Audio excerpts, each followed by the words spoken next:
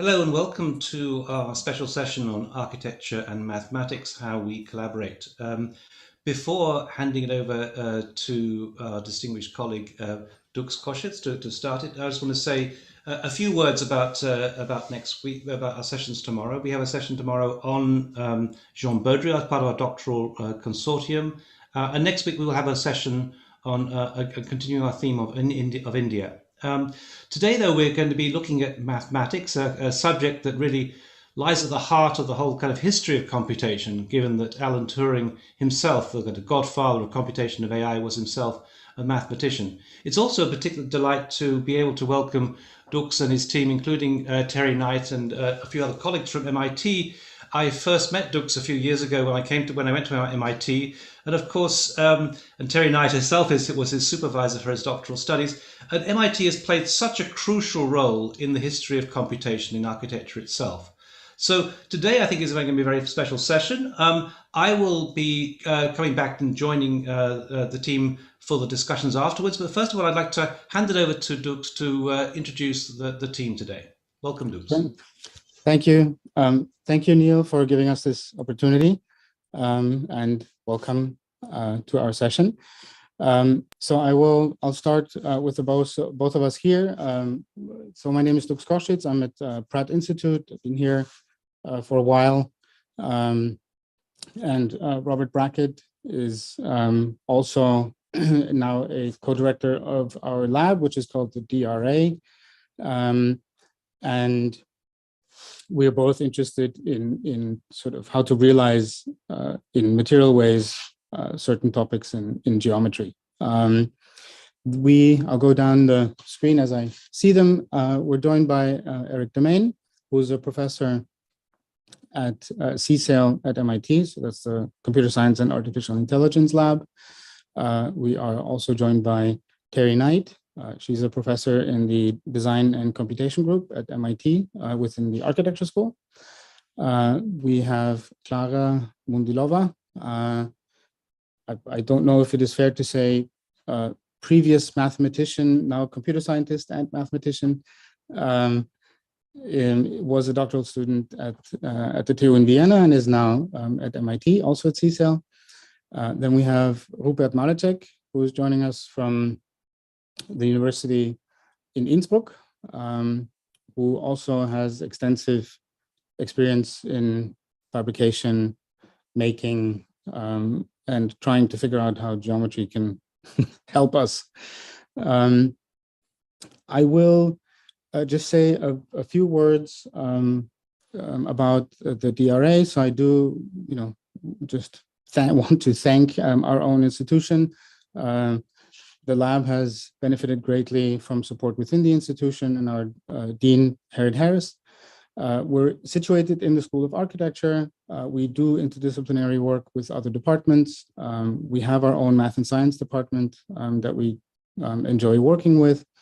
And we're trying to also make sure that the kinds of things that we do in terms of design research have sort of strong pedagogical ties to the curriculum.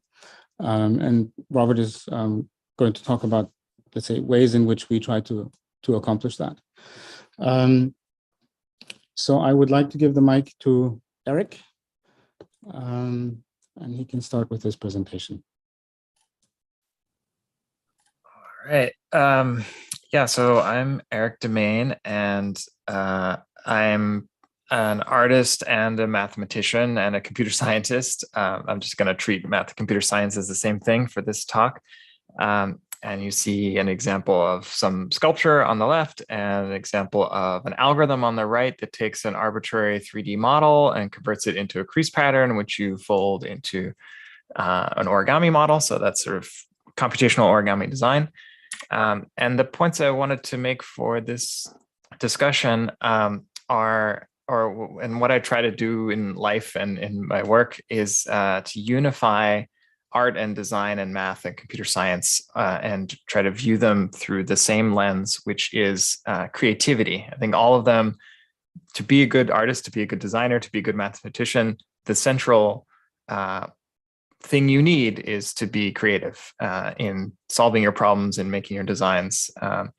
And I think where the fields, so they have a lot in common, and it's been a lot of fun to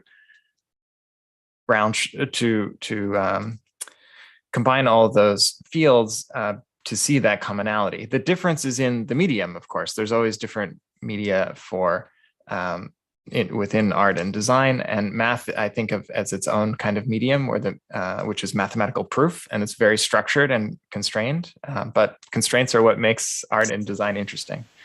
And for me, the key approach to working in all of these areas, but especially across them, is collaboration. I've worked with over 500 mathematicians and computer scientists on that side, and bringing that collaborative spirit, which is pretty common in math and especially computer science, and into the art and design world where it's still growing, I think is really powerful just by itself, because solving problems and designing things, you can achieve stuff that's just impossible as a single person, using multiple people with different ideas and perspectives. And I think especially when you're getting started, like I started in art by working with my dad a lot, because that's his background. When you're trying to branch out into a new universe, you come from one of these, presumably you come from one of these and not all three. It's a great way to learn about the other side and try to figure out how to work together, which I imagine we'll be talking about a bunch today. I find that by working in all three of these disciplines at the same time, there's a lot of inspiration between them. So I'll be working on a math problem and get stuck, but I can't produce a math paper. And that could be frustrating. If I was just a mathematician, I would just stop and work on a different problem. But I can instead shift gears and think, well, can we produce an interesting art or design output that illustrates why this problem is so interesting? And conversely, I'll be trying to build a sculpture and I won't know how to build it or what the geometry should be. And I'll switch into math mode and try to solve that. And that can lead to a math paper, a math result, in addition to an art product. So I think it actually makes me more productive to work in more than one discipline at a time. So that's the spirit. I'm just going to show one quick example, which is curve crease folding. These are sculptures that my dad and I make with maybe printed circular paper, folding along concentric circles a few times, and you get some pretty cool 3D structures. And this is a structure we don't actually understand yet mathematically. We don't know even whether this exists. What are the geometry of these forms? And we explore them artistically to get more intuition for what the geometry is, but also to produce art. And this has led to a growing understanding of how curved creases work. And we now have a pretty good set of mathematical rules to determine when it works. It's still difficult to work with to guarantee, to, for example, solve what those forms are, but we can apply it to some forms. This, for example, is a paper with Dukes here, where we take this design from 1978, this guy named David Huffman, which he folded by hand and drew on graph paper, and we can sort of rationalize it with a digital model to confirm this really does work and we understand exactly how this folds. Or we can use it to design new things. This is work with Clara, who will speak a little later, where we're taking just a single curved crease and folding it into a slightly three-dimensionalized form, like folding into Picasso's Dancer down here, or the letter B here, which is part of a whole font. So you could write, you could sign your name out of one long curved strip of paper. Which fonts for us have been a fun way to bridge design and math, where we can take math ideas and convert them into something that everyone can enjoy without knowing about mathematics. That's it. Thanks. Looking forward to talking with all of you. Great. Thank you, Erik. Lots of memories come back, which is great. Okay. Terry, I will ask you to present now. Hi, everyone. Can you hear me? Yep. Cool.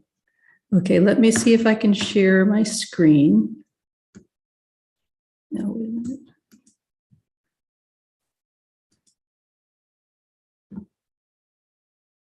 Oops, do you see the screen? No. Do you see my screen? We see a white. Oh, hold on a second. Let me try this again. Sorry.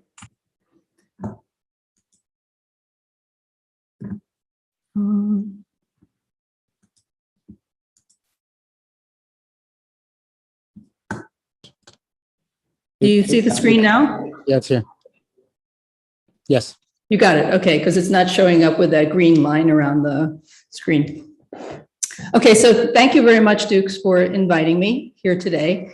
And thank you, Erik, for setting us off in the right direction with your comments about creativity and collaboration. That was great. I also realized that I'm the only person, I think, that is not doing folding and creasing in this room, but it just so happens that my first slide is a folded structure. So I don't know how that happened, but it's very appropriate. So what I thought I'd do in my limited time is talk about my work and at the same time kind of keep a running tab of the different disciplines that feed into it. So my work is, it's academic, it's very research driven, but I actually started off with some ambitions to be an artist.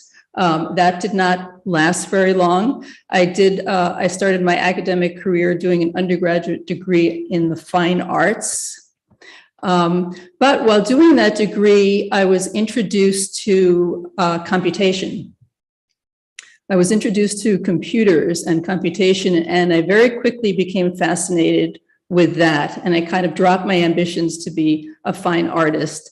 And I started thinking instead, and I started thinking about how I could understand and imagine design and the arts from a computational point of view. Then I went to grad school in architecture, not because I wanted to be an architect, but because Bill Mitchell was there. And Bill Mitchell, as many of you know, was one of the pioneers of computer-aided design, and he became my advisor.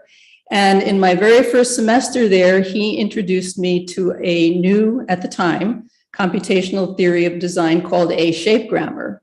And shape grammars have been my companion ever since and underpin most of the work that I do. So just briefly, shape grammars are algorithms. They consist of rules, like other grammars in linguistics, in automata theory, and in other areas. And in fact, my minor field for my PhD was in linguistics and automata theory. So now moving from the arts into computer science. The distinguishing feature of shape grammars is that they're expressed with drawings or with actual physical things, but they're just as precise, as unambiguous, and as rigorous as computer code. But shape grammars can be developed and used entirely by hand with paper and pencil, or with physical 3D forms like you see here, and they can be coded and implemented on a computer when needed. I like to think of shape grammars as a kind of cross-cultural computing. They offer a common shared visual and perceptual platform for computing that really doesn't require any kind of translation from one country to the next, or from one discipline to the next. So shape rules look something like this. They're if-then instructions. If you see this, then you do that. And here, this simple example of a rule says, if you see a square, then you can draw another square inside of it. And here's how that simple rule applies in a step-by-step computation to generate designs. And over the years, shape grammars have been developed for many, many different kinds of visual and spatial design, from architecture to structural design. So I've had structural engineers working with me on shape grammar projects, product design like jewelry, typography, sports. I had a student who did a grammar for rock climbing walls. Shape grammars have been used in the arts and craft, automotive design, fashion, lighting, and even sound design to generate musical instruments. Now, in most all work with shape grammars, the grammars generate designs or representations for things, but not the things themselves. And the way that physical things are physically constructed or made can be very different from the way that the designs for them are made. So a few years ago, I started to rethink the whole shape grammar kind of representational design and enterprise, and exploring how grammars might work with physical, like real world material things. So I started thinking about making, which of course was a hot topic at the time and still is. And I started thinking about how people make things and how people use not just their minds, but their bodies, their movements, their hands, their eyes, all of their senses to make things. So here I started looking at ideas from the area of embodied cognition. And I started to wonder about how knowledge about making might be made more understandable, more explicit, more transmissible, more easily taught, and even encoded in rules and machines. And when I think about making, I'm thinking about traditional kinds of making, like you see here, weaving or glass blowing with traditional tools and traditional materials, right through to making using advanced digital technologies, robots, AR, VR, and so on. So making things is a real world material, physical, embodied process. And on the face of it, it seems very different from an abstract computational process. So I wondered, what is the relationship, or is there a relationship between abstract formal computation, which is rooted in Turing machines, and real world embodied making? So one obvious difference between the two is that computation is discrete. It happens in discrete steps, and real world making is a continuous process. But they're both the same. They're both alike in that both are processes that occur over time. They're both temporal processes.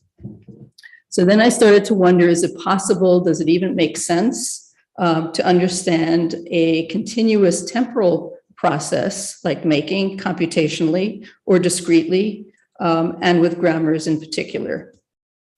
Well, it turns out, and here's where I jumped into yet another field, it turns out that there's a lot of research on the temporality of continuous real world processes and events, including making things. And most of that research is coming from the field of cognitive science and neuroscience.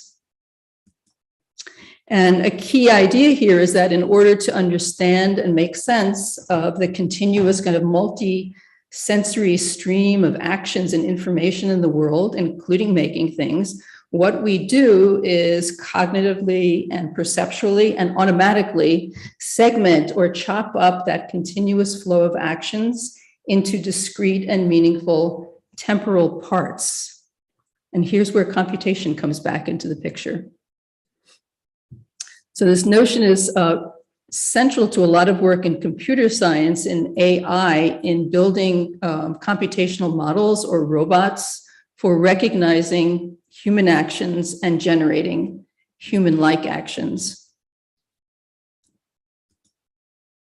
And not surprisingly, researchers in cognitive science and also in computer science often turn to grammars as a way to represent and parse up processes into temporal parts. But they're looking almost exclusively at very routine everyday activities like making a bed or slicing an apple. They're not looking at creative activities, creative design activities, or creative making activities.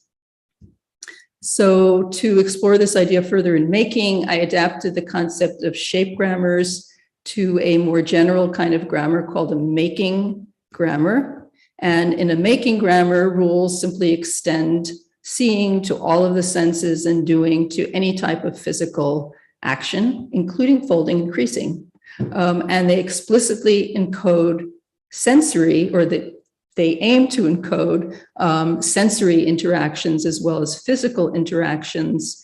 And also very important, they forefront the notion of time and temporality. They describe how a creative process might be understood again, by chunking it into understandable and intuitive parts. So I'll speed through a couple of very simple case studies that I've done that test some of these ideas. And I think some people here may be familiar with the inspiration for some of these studies. So this was a study inspired by kipu. Kipu are knotted strings made by the ancient Incas as a physical record keeping and communication language. Making knots is a very tactile activity. You can do it with your eyes closed. It's simple, but it's actually very skilled. Kipu are made mostly of knots called overhand knots, which you see here. And here are making rules for knotting. So the rules include rules for looping a string and rules for grasping or positioning your fingers on a string. And the red brackets in the rules indicate the positions of the knotter's fingers on the string. And also important, the rules capture natural stopping or stable points in a continuous knotting process. So each rule defines a temporal segmentation of that process. And here on the right is a computation of a knotted string, and the computation discretizes, computes the knotting process, and again, in a way that intuitively captures how a person might knot a string, or how someone might teach or communicate to someone else how to knot. And beyond that, how a machine or a robot might knot or recognize a knotting process. This is a study that was inspired by kolam pattern making in India. These are incredibly beautiful, self-intersecting curvilinear patterns made with rice powder. It's a highly skilled, very creative, and very improvisational practice. It's really easy to write a shape grammar to generate column designs, to generate the end results with just a few rules that place motifs in a starting grid. And this is what a computation with a shape grammar looks like, but the computation and the rules in no way capture the actual temporal performance of column making, the way that women actually make column designs. So to capture, excuse me, to capture the live performance of column making requires many more rules that might look something like this. And the rules include just looking rules, identifying what you want to work with, and drawing rules. And the basic principle encoded by these rules is weaving, which is very different than placing motifs in a grid. And the red dots, which you see scattered about here, represent the maker's focus of visual attention, what she's looking at in making the pattern, and deciding the next move to make. Whoops. And here's a computation with the rules. So computations with this grammar are really long. They take a lot of time, but they begin to suggest how computation might express the continuous, the performative dimensions of this highly creative practice.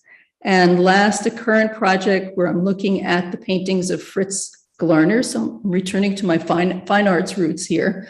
Glarner was a Swiss-American artist known for his relational paintings. You see one here. His paintings are all based on very specific types of subdivisions. But here I'm actually looking at Glarner's sketches, one of which you see here. His sketches for relational paintings, and I'm focusing on time, not the absolute time to make an individual sketch, but relative time to compare different sketches. And here are two sample, very simplified, highly simplified rules. This rule is a looking rule. It's a rule that just identifies a rectangle within a sketch to be subdivided, and it encodes decision time, or the time it takes for the artist to decide which rectangle should be divided next, which is likely a factor of the visual complexity and other features of the sketch. And the rule here on the right is a dividing rule, and time here is also decision time. The time it takes to decide where to make a division within a rectangle, and it's also action time.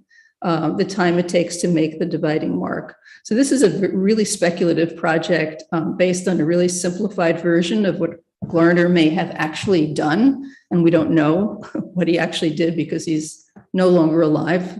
But it begins again to give some hints about how computation might help to understand the sensory, the physical, the temporal aspects of sketching, and even suggest new possibilities by playing around with the rules. So I'll end here. And my last slide just shows some of the disciplines that feed into the work that I just described. And that's it. Thank you. Thank you, Terry. This was great. This was really nice. I already have like 17 questions for you. No, it's really nice to see in how many disciplines developing a language is, or how important it is to develop a language in different disciplines. That's really nice to see. I think we're going to move on to Clara. Okay.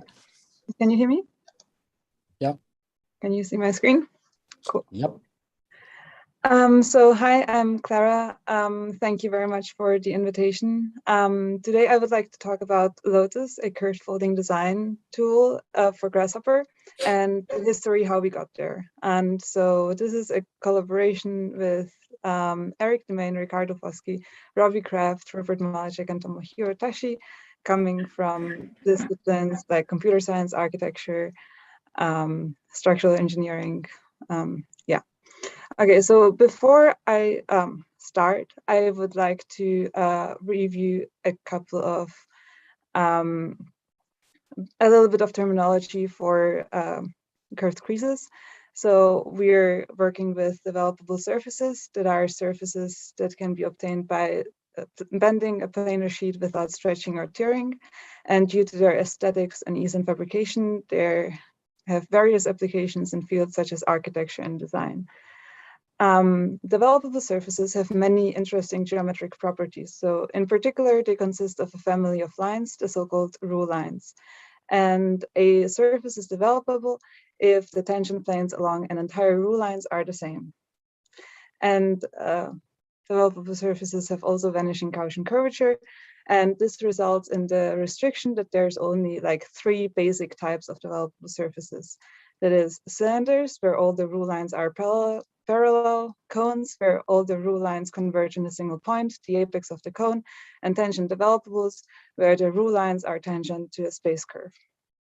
And a curved crease is a curve that is incident to 2 developable surfaces, which need to satisfy the property that when we unroll both surfaces to the plane, the developed curve needs to match. Okay. And so now I would like to start my presentation with Susan Latham's sculpture Attraction, which consists of 2 folded vesica piscis. So a vesica piscis are 2 overlapping circles where one circle passes through the center of the other. And this sculpture has been brought to my attention by Tony Wills, a London-based designer.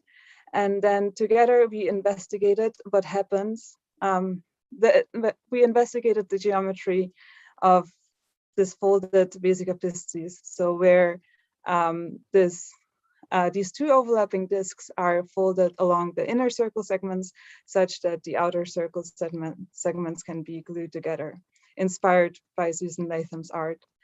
And we found out that this sculpture, or this folded vesica piscis shape, actually consists of 2 conical patches and 1 cylindrical patch.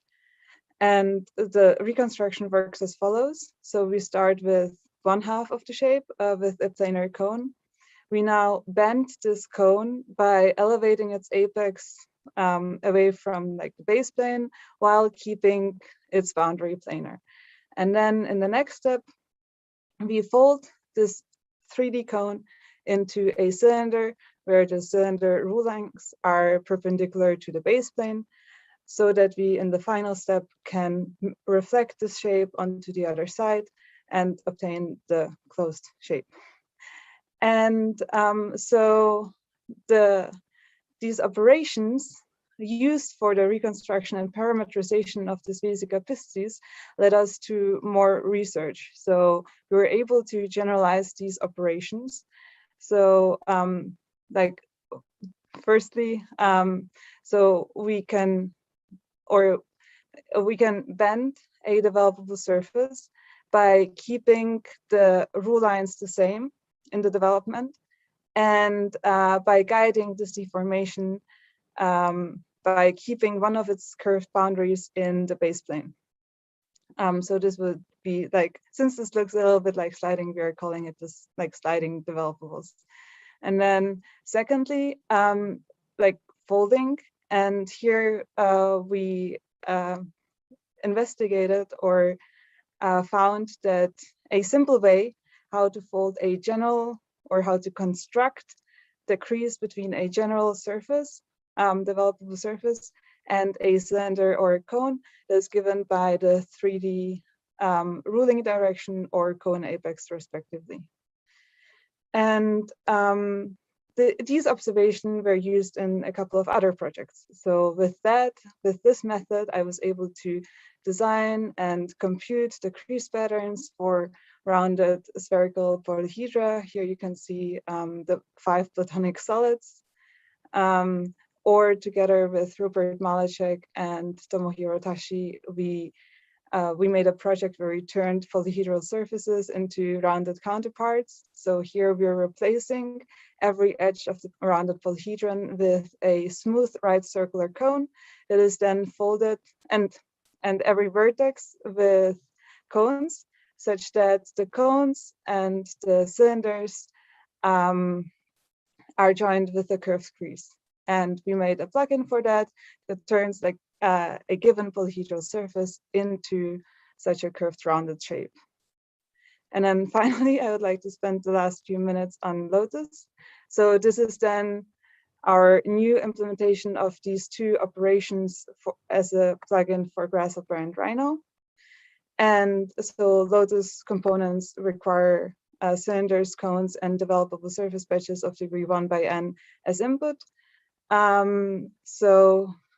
What could be good to note is that if we have two space curves, a loft usually won't generate a developable surface. So therefore, like using the sliding developable component can be handy. And then also Lotus accepts surfaces that are linear in both directions as input. So these are strips of quads and triangles. And in order to be developable, those quads needs to be planar. And then I would like to give a quick demo of the sliding developable component. So here, this is the component. We start with a input surface that should be planar and a point. And then we can like drag up this surface by moving the point around. And so there's only like a certain range in which this is possible. It might break at some point. There's also, this component also returns just a partial result. And we can switch between the two curved sides with this third input. Yeah. So this would be the sliding developable component, and then folding. So we can do this with two different components, namely the patch to silicone 3-point input or patch to silicone tangent input. And due to time reasons, I'll just like show you the first option. So here we disable and so enable. So here a typical input would be a surface, a developable surface, and 2 points on the surface. And once we compute the crease will pass through those 2 points. And now if we want to fold into or compute the fold with a cylinder, the third point that we input will be the cone apex. Sorry, into a cone, the third point will be the cone apex. And for that, we also need to set the silicone input to true. And so now let's see how this looks. Yeah, so this is the computed crease. The construction works without any optimization. So it's really just a construction. So this makes it very fast, and together with Grasshopper, a hopefully useful tool for interactive design. Now, if we would like to fold into a cylinder, we just need to change this toggle to false, and then point 1 and V will determine the 3D ruling direction. And then back to the slides. And the final input is like optional flip. So here, if we intersect two developable surfaces, this would split the two developable surfaces into 4 patches. And of the 4 possible combinations for those patches, only 2 of them are developable. So with this flip input, we can like switch between those 2 surface patch combinations. And yeah, finally, before I show a couple of examples, Lotus requires sensible input. So unrealistic input might not return any geometry. And in particular, it's up to the user to double check that the surfaces are not self-intersecting. And then the first example is actually by Dukes. So this is a design of a living room table. And the second example is made by Lucy Czarnecka, a student at the University of Innsbruck. She, like, together with Rupert, we taught a seminar on called Structure and Geometry, and she designed this curved crease pavilion where the top has 15 consecutive creases. And she had this parametric setup allowed her to experiment with different variations of this design and yeah, develop this project. So this concludes my presentation. Please reach out if you have any questions. Thank you, Clara. We'll talk about this in the conversation, but I do want to point out that it is just amazing on a fundamental level that we can do this, or that you figured out how to do this, because the world of curved creases is not very obvious. So I'm very, very happy that you walked us through Lotus. That's great. On to Rupert.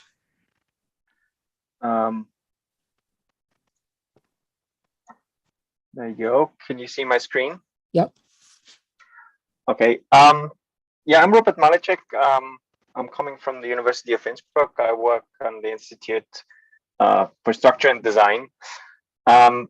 Basically, I'm an architect, and maybe just I'm not doing only folding, but I'm very interested in materialization. And because we had this discussion about collaboration, I really want to point out that a lot of the work that I'm happy to be able to do is thanks to a lot of people that are on this image. There are also others. At least I'm very happy to talk after Clara, because she made a lot of things possible that I can do. So maybe for this particular thing, because that is very into computation and mathematics, I'm very interested in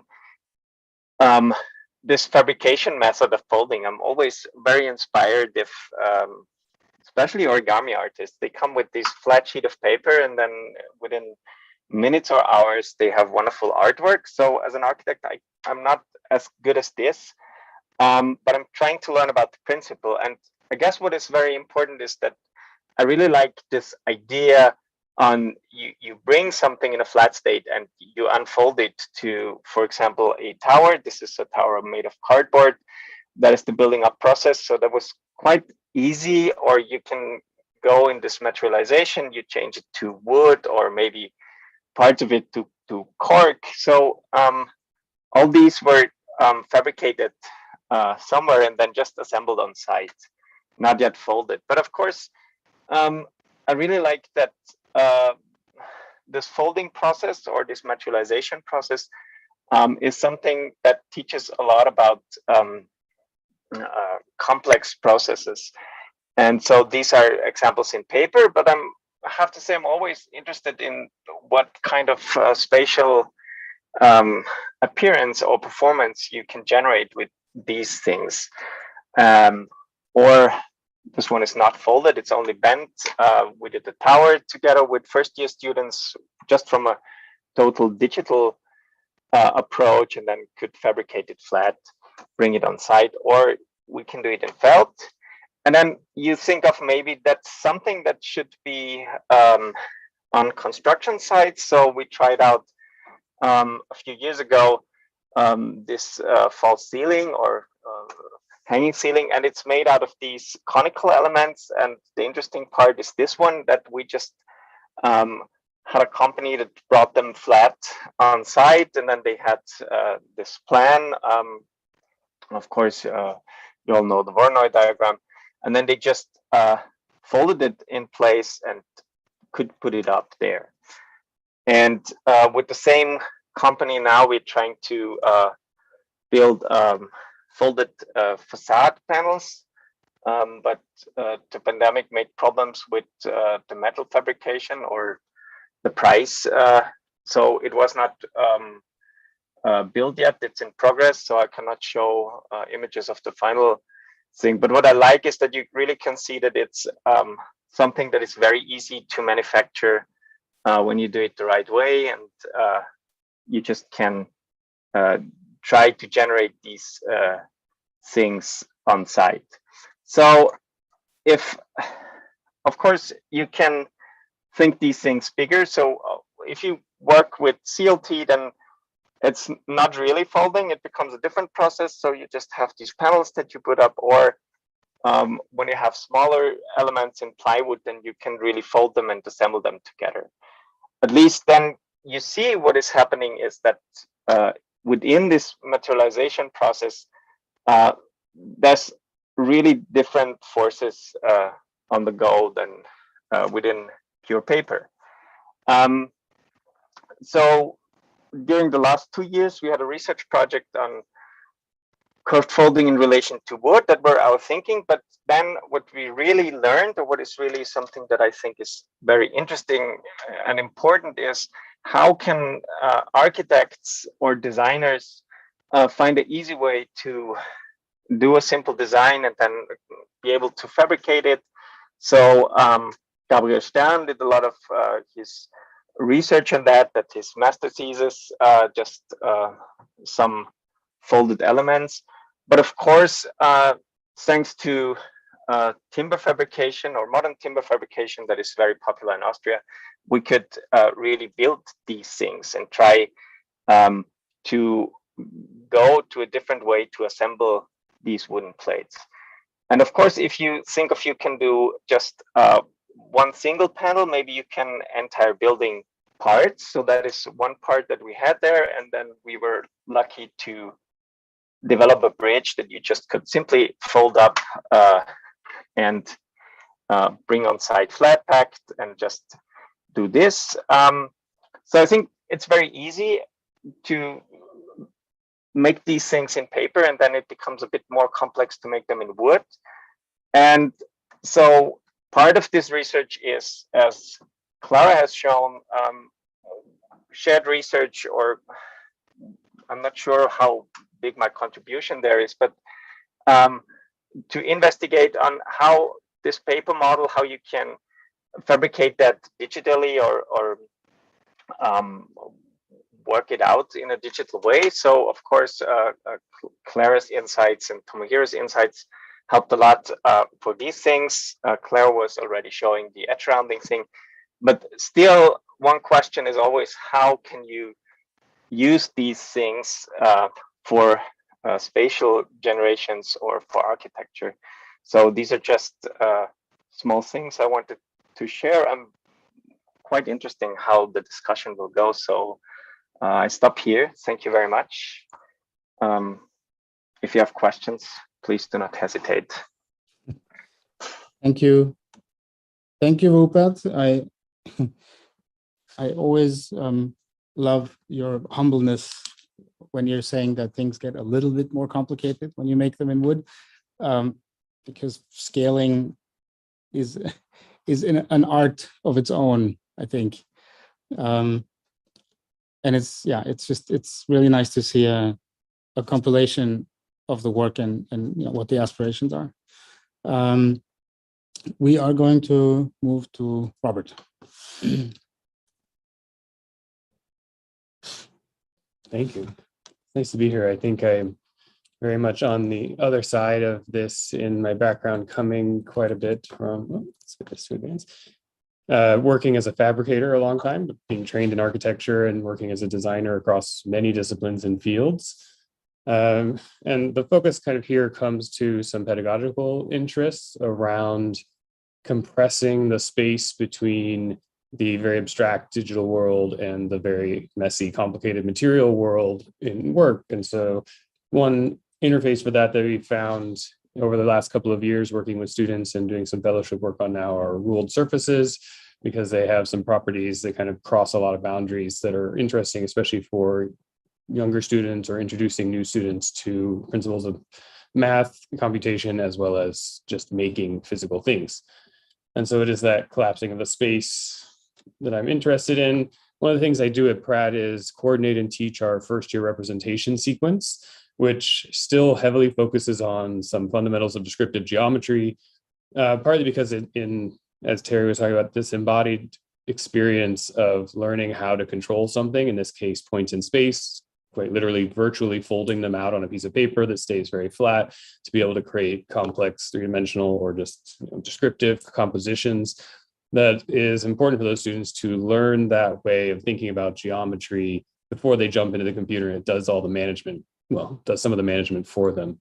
And over the course of one semester, they get up very far where they can create their own geometry worlds in the digital sense, and they start to reach a new point where they've generated new things that they might want to start to think about how to get out. And so Dux and I have been collaborating on several studios in the last couple of years. One of them going into the pandemic in summer 2020 was about ways of making online and continuing to have making be part of our educational process within the studio while remote. And so we developed several strategies and exercises. These are kind of the basics of them for students to work at home with whatever tools they could get.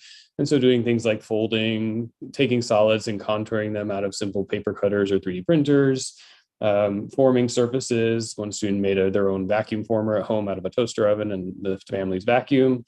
And working with ruled surfaces was one of these exercises that I thought in doing this found would be very productive in a lot of my work teaching K-12 students and introducing them to design, especially through kind of a STEM focus here. This is a further expansion of stuff we discovered there and put together and collaborated with support from the provost's office here at Pratt to have kind of a booklet that we could hand out to many different departments that showed a wide array of how to represent ideas online that were very physical based, especially like fine arts and other departments, but also how to continue to make at home so that not everything had to switch to fully digital, which we were seeing happen, especially somewhat detrimental to our first year students. And we actually continued our entire descriptive geometry curriculum for first years with the analog input online through Miro very effectively without much loss, just a little slow down. And so I kind of see myself in this space of who I am as some strange amalgamation of a designer and a carpenter that figured out that computers and robots are just extra hands for me, and have done lots of design and fabrication projects that approximate something in materials, because architecture's precision is slightly messier, sometimes quarter of an inch, sometimes hundredths of an inch. Still work out. And so there's kind of the simulation of folding here, just a small project of taking polygonal geometry, polyhedrons, keeping their planar surfaces intact through the computer control so they can be really efficiently unfolded and put back together. And then managing that interface or the influence through the abstraction of the computer, through digital fabrication, through Grasshopper to align things. Working with a lot of these type of projects over the years in my experience as a fabricator, most of them in like varying roles of collaboration. I worked for a company, Associated Fabrication, many years. We were like design engineers, fabrication engineers, installers, actual designers, like any position. Now, sometimes on a project like this one, I was operating as kind of the computational aspect of it. So I'd figure everything out so it'd fit in the space and be easy to produce and flat pack and deliverable and all the fun stuff. Where my friend at Timber Studio, Ezra Ardolino, was doing the fabrication side. So he has the machines, and then it was designed by Raw NYC or Spark, another architect who had done the initial like sketch design that we kind of took and figured out internally. And that tends to happen a lot. And I float around between the designer, the maker, or just the in-between of those two worlds.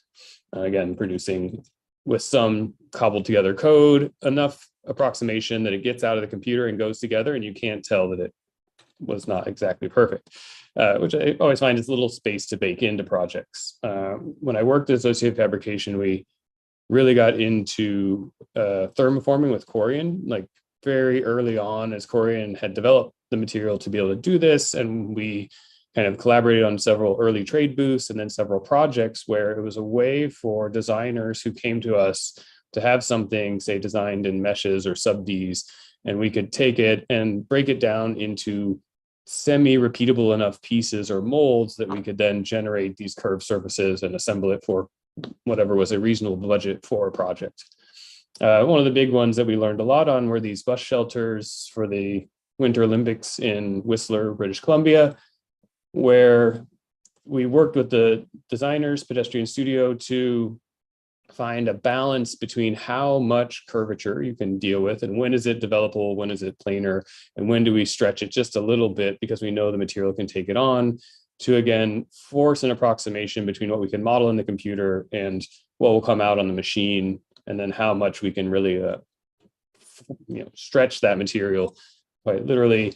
And a lot of that takes thinking through some of those early lessons in descriptive geometry of how do you break something complex down into planar edges so they can be put onto material sheets, they can be cut, they can then be reformed into 3D and trimmed back to a very precise interface. A lot of it also had to take, how do you subdivide a surface so that it could stretch where it needs to stretch? How do you flatten it out and bring it back together? And then where do you build in seams and other things that allow for the necessary adjustments that happen when things don't quite fit?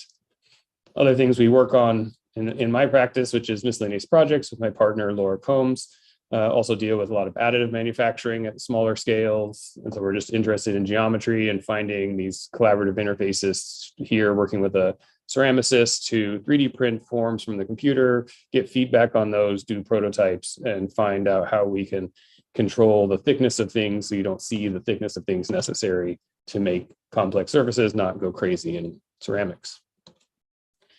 And some other projects that then I look back on and see that we were also approximating many things with like ruled surfaces because they allow a little bit of that stretch beyond the developable so that things don't remain totally planar or in the folding realm, and some materials can take it like a bendable plywood, and the structure underneath often becomes about the kind of the ruling and the geometry, the controlling of points in space and connecting them across a distance to create 3D things. This was a project I collaborated with a friend of mine, Ileana Karastetsi in Greece, by Mold Architects. That was an amphitheater design that had kind of this form that was very sinuous and goopy, and then taking it and reducing it to series of curved trajectories that again could be mapped kind of in time and space as these ruling lines that would allow over time for us to actually get this to the point where we had the full structural design and calculation. And then 2017 happened in Greece, and it sits and waits for now. Hopefully someday comes back.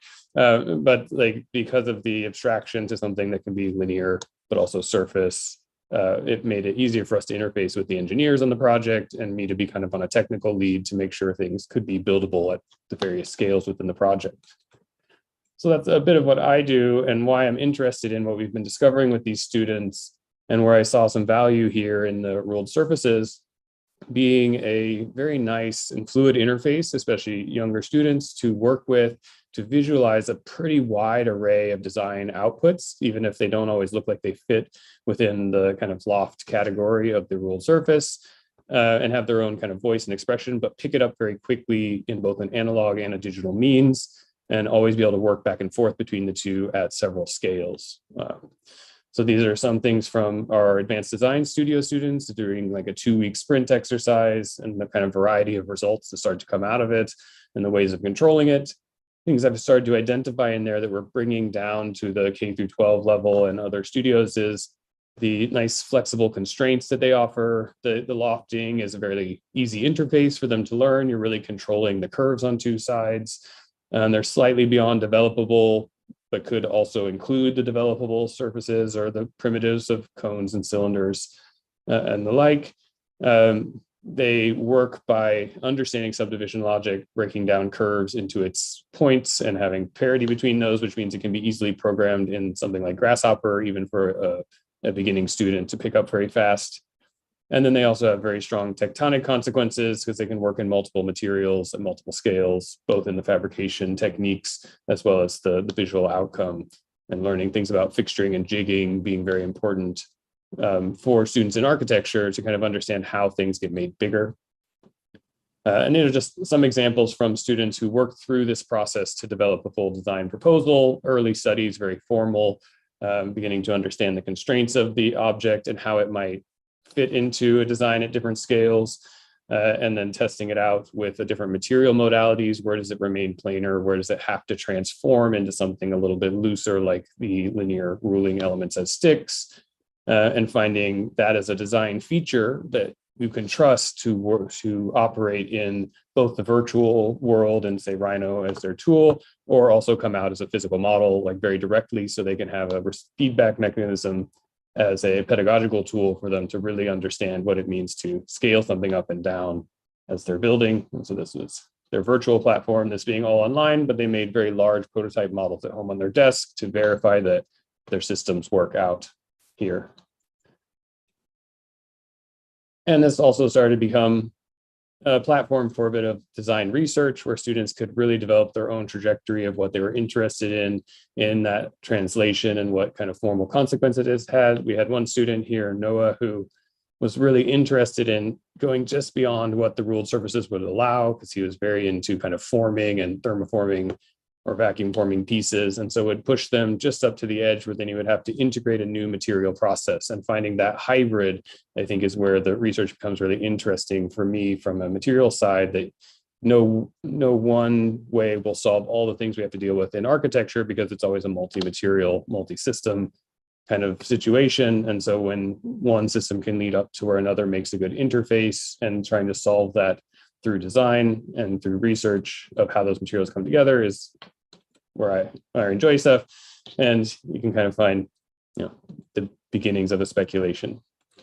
So we brought this into K through 12 education. This is various things from a pre-college this summer, a 3-week intensive program for high school students, as well as some K through 12 Pratt Young Scholars program that we do here, that we're continuing to develop this with, and hoping to get to the point of having it where a student can come in with kind of no knowledge. They can have a hot wire foam cutter, generate design proposals, transfer it to larger scale materials, and then even get to doing computational work where it can go to the robot for large scale fabrication, and within a 1 to 2 semester segment, and really understand how the discipline of technology and design is integrated as an outcome for their future practice or education. So these are just one student's experiences coming in, again, with no knowledge of this, and just getting into how they can express themselves through some pretty constrained medium that they can then do at home, because we are still working remotely and have a pretty good effect without even have the resources of the school have them.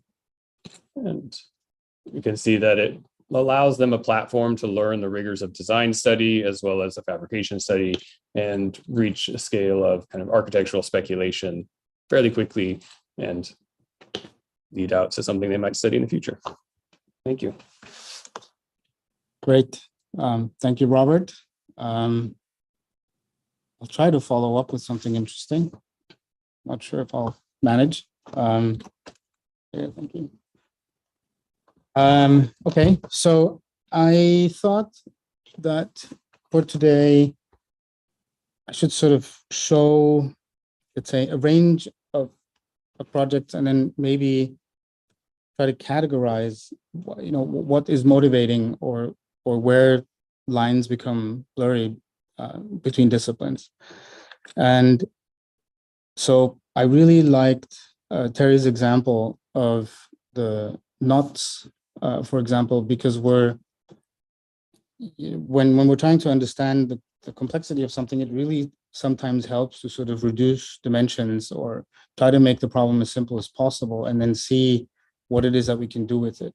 So this is a quick study of how do I think would a designer want to look at curved creases? So no math, no computation, just what do I get if I use a curved crease? And how can we describe the surface qualities of these very simple examples on the bottom right? And so it's sort of looking at, okay, what are the sort of formal and aesthetic consequences when I am using a material and geometric system, and how can we start to develop a language?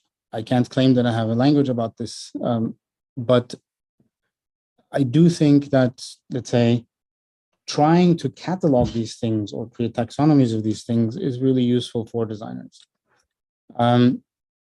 I sort of expanded this little study and wanted to have fun with a single crease, and essentially asked the question, okay, what can we do with just one fold? These are made in vulcanized paper, which is wonderful, magical material. You can bend it. You can bend it more when it's wet. You can laser cut it. You can mill it.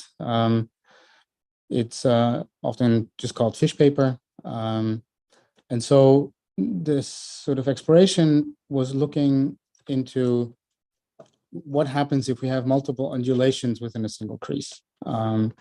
And what do we get out of this visually? I then expanded it to 2 creases. So what happens if we get one mountain and one valley? And let's say, where is the sort of expressive value in these? Here we have a square boundary, or rectangular boundary rather, and you immediately sort of see how, let's say, the difference between something like this and this formally is pretty dramatic just because of the way we're controlling the boundary of what we're looking at. And so while this is a non-rigorous study and it's just looking at, what do these things look like and how can we control them by folding more or less, it helps me to then try to figure out, okay, what are the design principles behind this and how can we then ultimately make this teachable? This is another study which is based on T. Roy Iwaki's work. He was sort of a master of working with curved creases, and he made animal heads that were following the Asian calendar. And I was interested in trying to figure out what are the formal principles underlying his work, and could we possibly use this for something like an architectural facade panel, for example. And he has a very loose way of describing the sort of catalog of his folding gadgets. And what I tried to do in this study is to figure out what are the sort of formal, visual, smallest parts in his work that might be interesting for us to then understand further. So for example, I may want to have this type of visual effect. Now let's figure out how we can computationally represent this. Here's another example so this is actually, this was the inspiration for this 1, 2, 3 crease work, where I looked at Iwaki's work and I said, okay, that's interesting that this one C-shaped, it's a valley curve in the right image, has a certain type of visual effect of a undulating surface having some kind of wall condition, as in there's an abrupt change in Z, while the blue curve sort of delineates an visually interesting boundary for the surface on the right. I'm talking about the right image now. And so what I'm trying to do for myself is I just make these things and then try to just formally understand what is the guiding principle, and then figure out a way how to turn this into something that is computational or more rigorous or based on step-by-step instructions. So there are a few more examples of these. As part of the study, I then was interested in, okay, so what happens if we increase the folding angle, meaning if we just pinch more and make all the folds more dramatic? So you see on the right, there's a lot of, let's say, if you look at it in the top view, the length on the left is much shorter than on the right. So this doesn't really work as a facade panel, or we would have to modify the boundary. But as you fold more, obviously the sort of projected footprint changes dramatically. And then I went on to just play with, what can we get when these things become really sculptural? So here I'm just having fun, really. Thank you, Erik, for talking about Hoffman's work. And I wrote my dissertation on Hoffman's work. And the one thing I want to say is the world of curved creases is still mathematically underexplored, as in we do not have a mathematical way of describing what happens to an arbitrary curve if we fold it, which is amazing, in the sense that when we collaborate and explore things, we are really in the realm of knowledge production, because we don't have an answer yet, a general answer. There are lots of special cases that we can solve, but in the most general sense, we just don't know what is going on exactly. This is work inspired by Hoffman and his design principles. So I sort of tried to take this further and simplify the design. There's a strong bias in his work for symmetry, so I tried to break that a little bit in some of these examples. And I'm also looking at architectural quality. So how can we turn a folding into something that is containing something? So how can we create a volume or an enclosure of some kind? I believe this is the last example in this series. And then ultimately, what I've been doing here at Pratt in the last 5 years, is to try to scale things up. And we're trying to do this, let's say, in the most playful way possible. So this was an experiment in literally, okay, I have a sheet, I score it, I put it on the floor, I just make it as large as I can. Can I fold it in place into something that's gonna hold up on its own? You can see here, there are sort of lots of aids that are helping us to hold the creasing angles. So this is again vulcanized paper, mechanically fastened together to become a big sheet. And then we used pulleys to lift it up and then set it into this base curve, which essentially controlled the boundary curve on the floor. This is what it looked like in the end. And it was remarkable how small the two-dimensional footprint was of this project.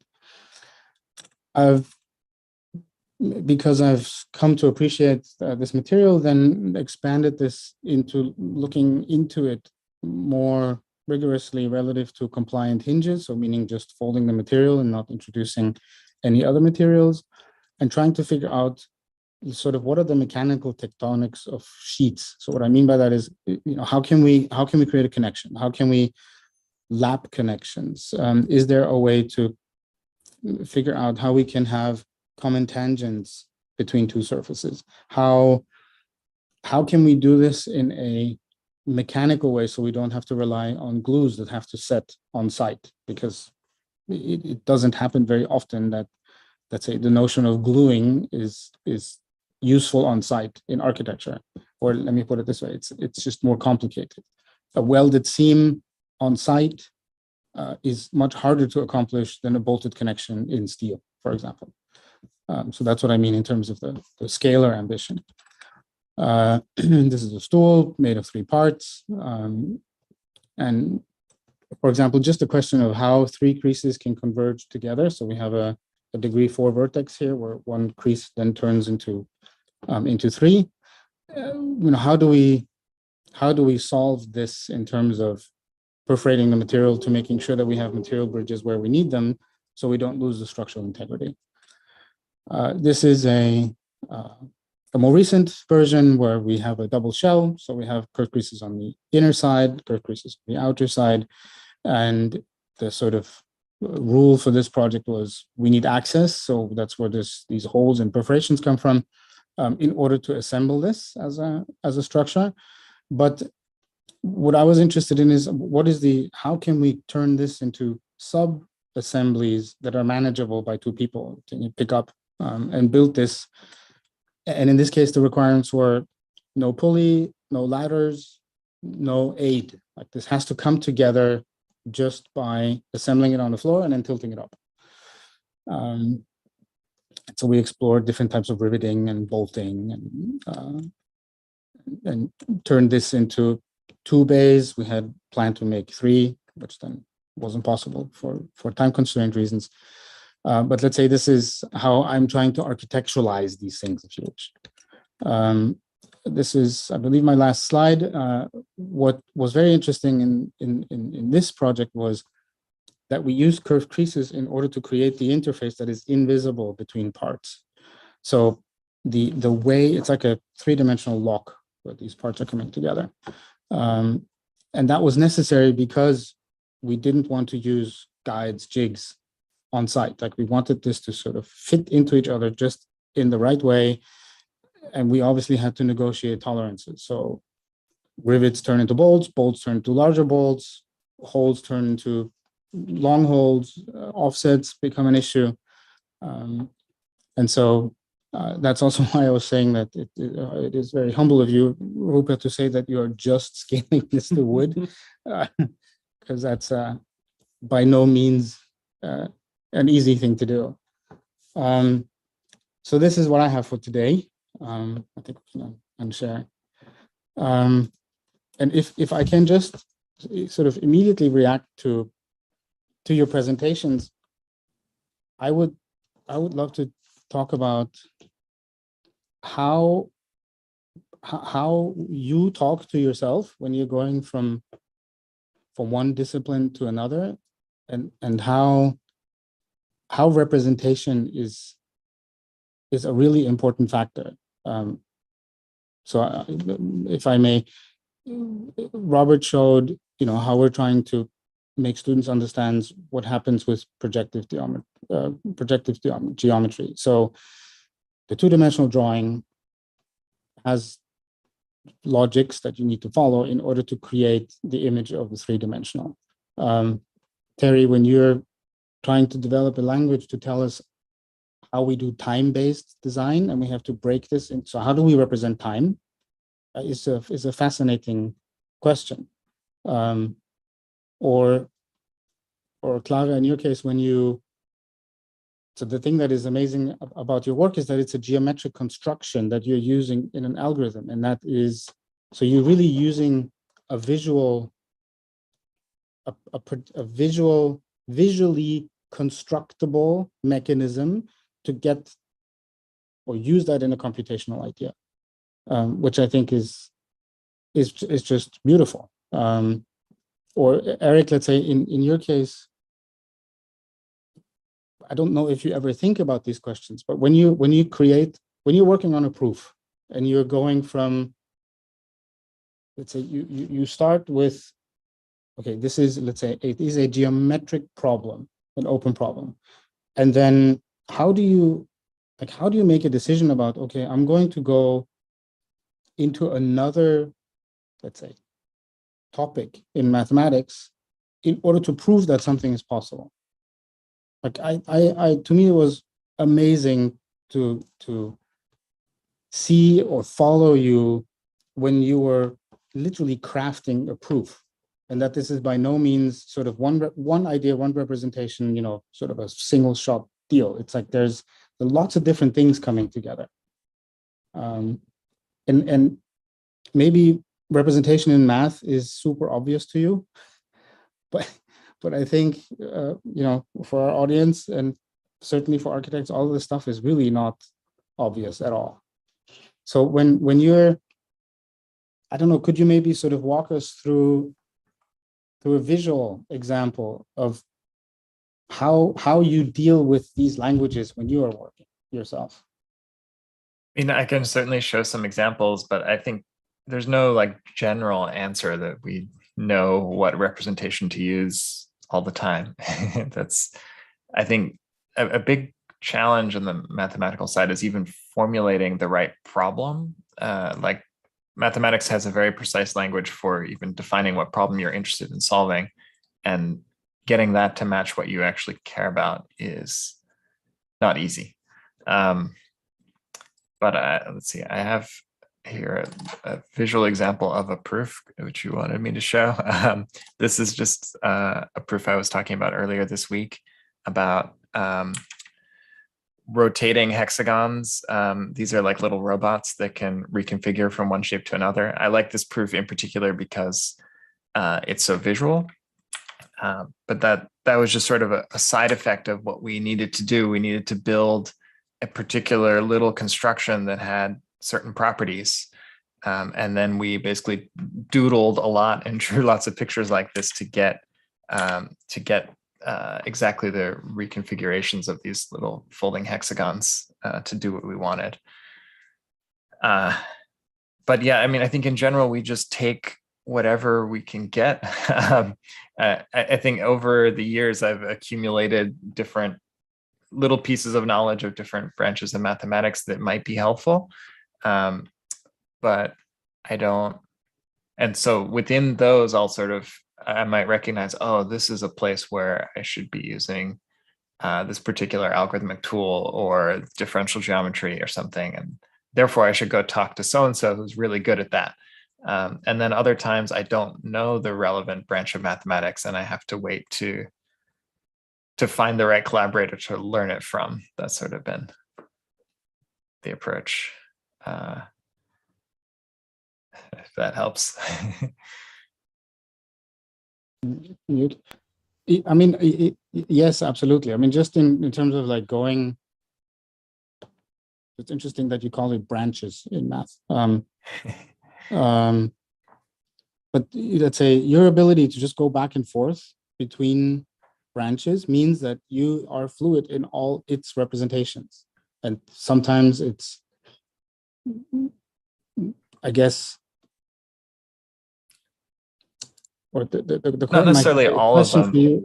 I wish Yeah, I was fluid in all branches of mathematics, but that's sort of a life goal, I guess. I started knowing just one or two really well, and then as I encounter a problem that needs something new, I try to learn that something new, usually through collaboration, and then that adds to my set. And it starts as a very small, like I barely know this branch, and then it slowly grows. But I think the big thing is I try to harness the knowledge of many people, so that, like, trying to combine, oh, this person, I know a little bit about this branch, but this person knows a lot about that branch, and so I should work with them on this problem. At least learning enough fluency to know, oh, this is a differential geometry problem, or oh, this is an algorithmic problem, and then knowing what sort of resources to combine. That's been my MO. I think that's something that I've seen a lot too, and then across all the presentations, is the jumping between different roles. I think, Terry, you kind of mentioned this in the different projects. Even if you don't become an expert in that role, knowing enough of it to reference who is, or to bring it in when there's an issue. And we see that with students and how we craft pedagogy, also in doing very intense short exercises. So when they have a problem to face, they have a broader spectrum of what to draw on and a better intuitive grasp of where the problem actually lies. I think we had a question. Neil Leach had a question, if you'd like to chime in. Yeah, thanks. Thank you for a fantastic series of presentations, really inspirational work today. And it was great to see what is going on in Pratt.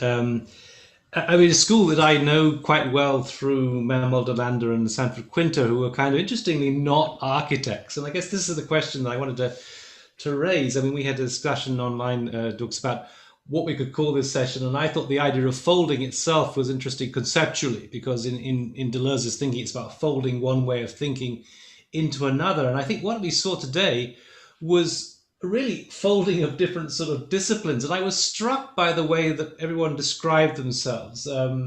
I mean, Terry was talking about how she was interested in the kind of the world of art and about physical making, and then there was a kind of comment, I forget it was now, so but I'm an architect, and I don't know quite what an architect is after seeing today's presentation. So it's almost like all of you are kind of at the interface between different disciplines, and it really, I think it's really raises that kind of question about the mathematics and architecture. What happens? What is the relationship?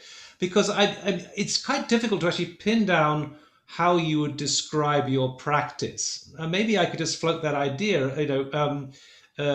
Is the term architect helpful in this respect, or is it about some kind of interface between different disciplines? Yeah, I mean, typically, I guess an architect is kind of not necessarily a specialist in anything. More kind of like a conductor in an orchestra and bringing all these disciplines together. But here, very, very precisely, you are kind of operating at the interface between two different worlds. Maybe I could just ask that question about how do you understand, if those of you who are architects, how do you understand the term architecture in this particular context? Okay, I'll give it a shot. So I think, so let's say architecture is to some extent a visual enterprise. Now, when we're trying to understand how to control this visual enterprise, we have to, dig a little deeper, and we have to sort of understand two different things. One is, how is it describable in geometry? And then what happens if we try to create a physical manifestation? So, I mean, to put it simply, how can I draw it? And the other one, how do I have to make it? I mean, of course, architecture, encompasses lots of other questions on the cultural side, on the historical side, on the theoretical side. But relative to, let's say, the things that we are interested in when we collaborate, it really, I think the contribution that we can make in architecture is realizing, producing a physical manifestation of something that is based on a process that is controllable. It sounds a little esoteric, but you have a principle in geometry. You then translate that into, let's figure out how to control it, and then you try to make it. And if that lineage becomes, let's say, hopefully second nature, then you can express something in architecture. As in, you want something to look a specific way, which is the design agenda. Well, we need to figure out how to talk about it, and we need to figure out how to make it, but then we also need to understand how to construct it. And ultimately, it stops at math. If you sort of go up the chain of disciplines. So I don't know if that answers your question, but I would say, I mean, Rupert, would you agree that we're constantly in the sort of negotiating between, how can I make this with stuff, and how do I follow or ignore math? I guess, well, the part that I missed is like the ignoring a little bit that it is very strict. I guess what happened to me the last years was, whenever I discussed with mathematicians, then some things that work in fabrication and geometry for architects, in model making and all this process, when you try to make a physical model in any scale, then there's parts that you learn, like all these tolerances you need. And I guess like what architects need to do within this process is to learn how to control with tolerances. So I guess for an architect, the proof is the physical manifestation of his idea, which is very often not something that a mathematician would agree with, that it's just this point, you know, on a landscape that architects construct. I guess it's very something that I learned. I guess for the rest, I totally agree. But I think there's this tiny thing of tolerance when, and also I do believe that it is very difficult for architects. We have a very trained perspective on some things. And very often I learned with Clara when I said, yeah, I have this particular question. And then she explains me, oh, I explained that already 3 times to you. Why didn't you take care? And it was just this different perspective that this architect's perspective is. So I think in that part, that is just what I would like to add to your description, maybe. Terry, did you in your studies, so going back to this question of tolerance, did you,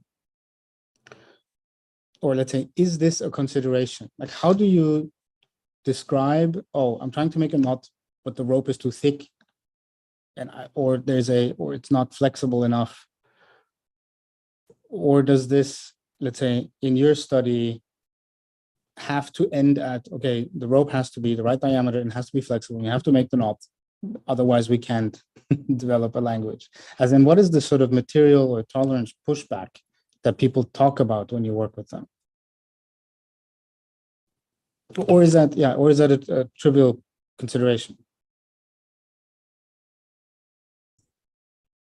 Are you asking that of Clara or of me? To you, Terry, sorry. Oh, okay, yeah, I said you Clara, said Clara. Yeah. And then sorry. and then you started talking about knots.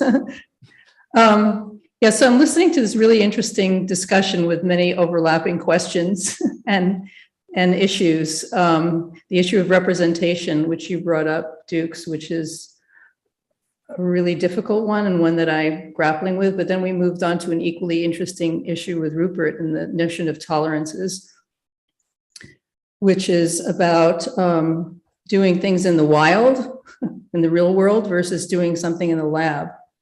And I'm, I guess, more interested now in doing what happens in the wild, all the contingencies and mysterious things that happen in the wild. And Dukes, you're also grappling with that when you showed those beautiful curved crease paper constructions and saying that, you know, there are certain things that we just can't describe because, I don't know, they're unpredictable in a certain sense, so we don't have the representational capacity to describe them or understand them.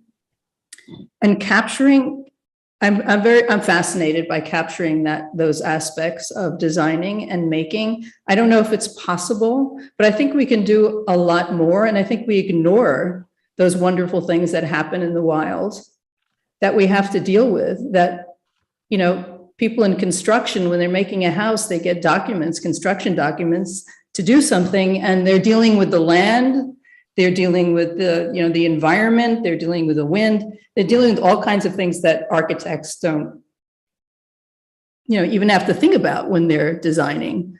And I don't know, Dukes, I don't have the answers to those questions. And when I try to get answers, I reflect on those questions by doing things myself.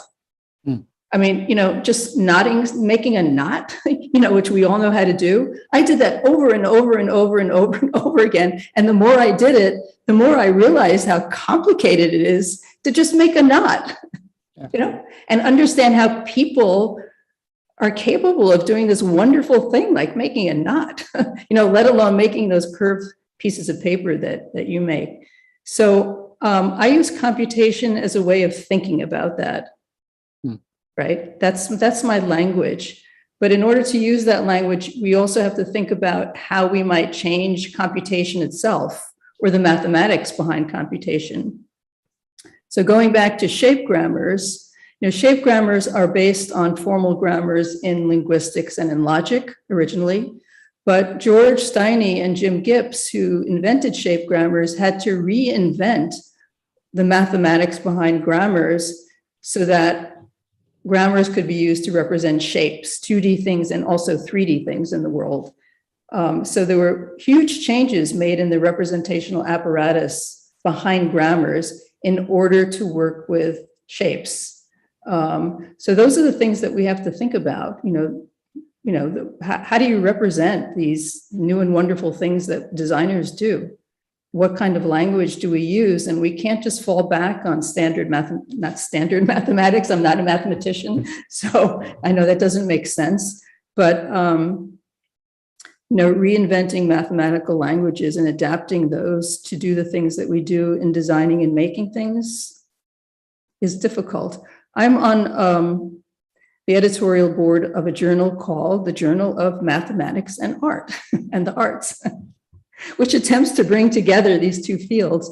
And most of the submissions that we get are either artists that are using some kind of mathematics that is already out there to create art, and often it's really boring and ugly, or else they're artists, or they're mathematicians who want to be artists, not like you, Erik. You're an outlier in this area because you do wonderful stuff. Mathematicians who use the math that they know to make art, and it can be really bad, or artists who turn to standard types of mathematics to describe what they're doing. There's very rarely any kind of invention in either the arts or in mathematics. It's always one or the other. And again, there are exceptions like Erik and people here in UDukes who, do wonderful things with curved creases.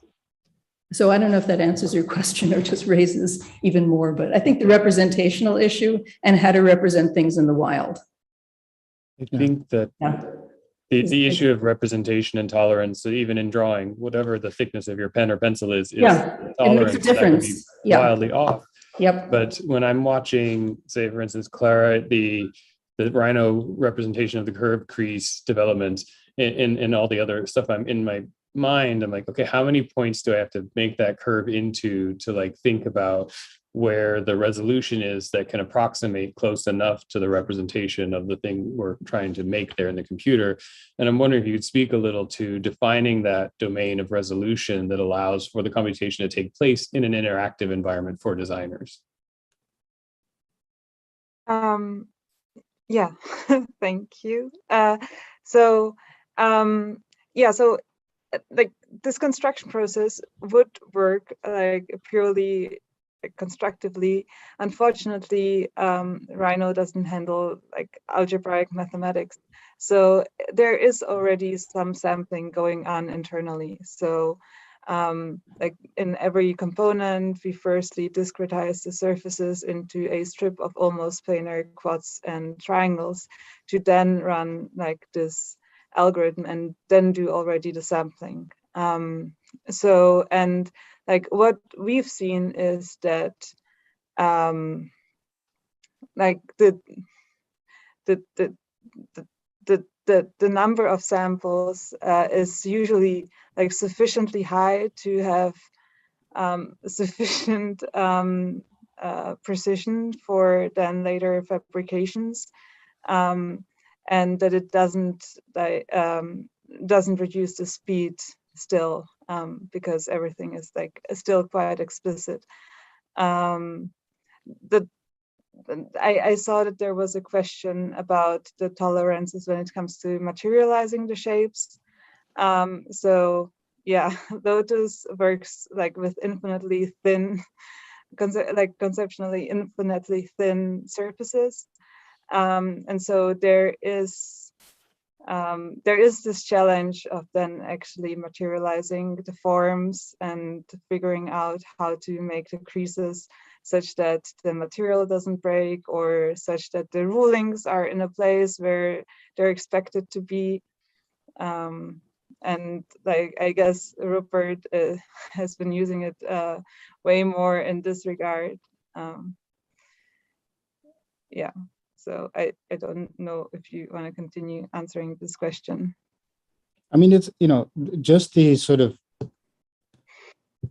knowing or accepting that the tools that we're using are using approximations, is that sort of, if you are making something, you have the qualities of the material, then you have the accuracy of your tools, then you have the accuracy of how you can actually control the tool. Then you have its representation before it goes to the machine. which is different than the one that you're looking at on your screen. And then, so let's say when you're trying to realize something, these questions of switching representation and having to accept tolerances along the way is something that I would say is the hardest thing to manage when you're trying to make something. But it's interesting. So like for you, so if I understand it correctly, you're saying your plugin is geometrically constructible, as in the solution is not an approximation. Well, in theory.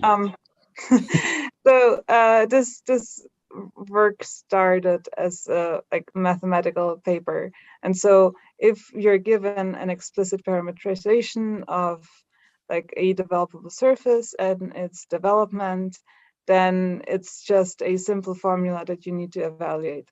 However, there's a small caveat, because in the real world, if you have more complex developable surfaces, finding a explicit formula for its development is already a little bit involved. And so a closed form for that might not be possible. So there, one might need to use numerical integration methods, which then might be again considered a little bit of approximation, because it's not purely explicit.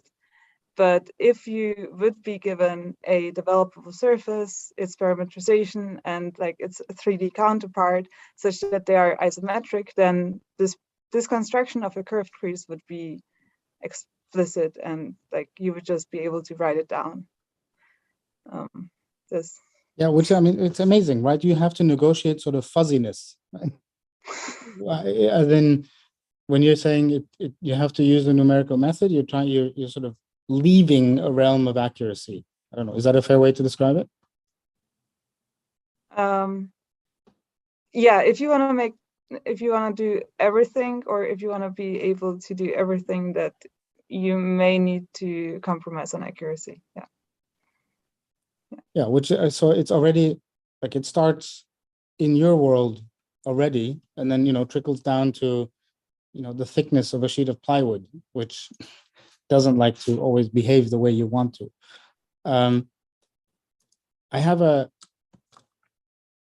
question relative to this, just popped into my head.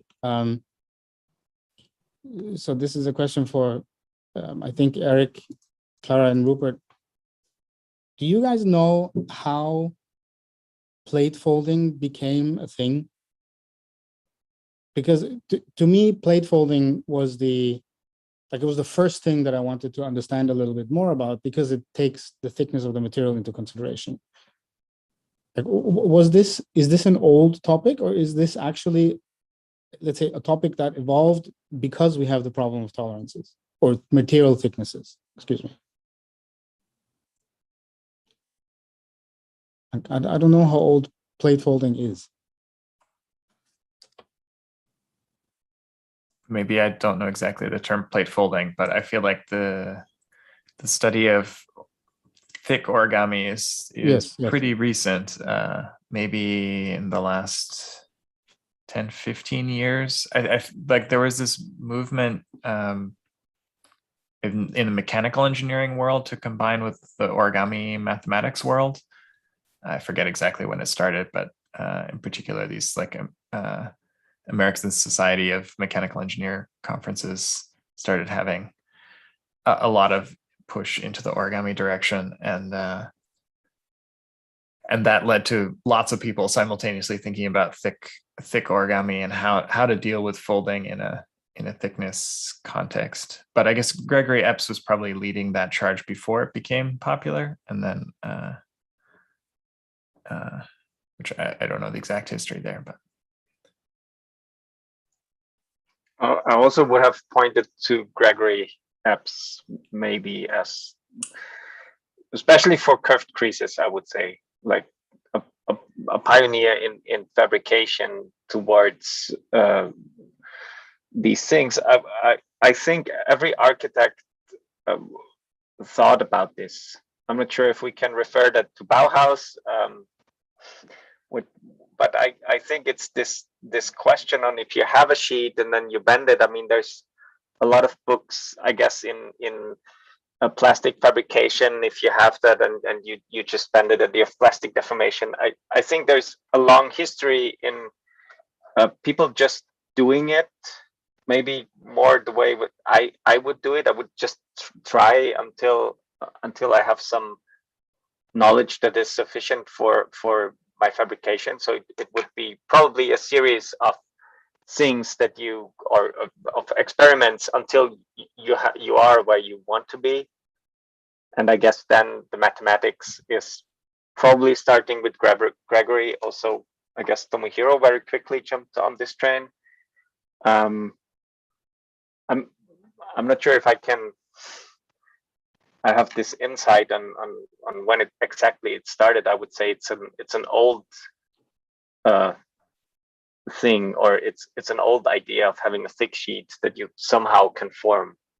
Right. I've definitely seen a bunch of folded metal sculptures that are 40, 50 years old, and then they're usually just folding along straight lines. So that, and then I think where it gets really challenging is when you have a cycle of panels that are all connected to each other, and and so then those foldings, like, you can't handle any.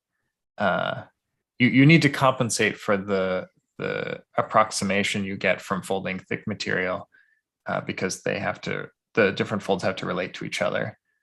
And I think a lot of the earlier examples of this you see, I haven't looked at all of them, but I would guess that they're mostly they lack these cycles, and it's just like, well, I have maybe a chain of panels hinged together, and then you can handle a little bit of error along the way caused by the thickness.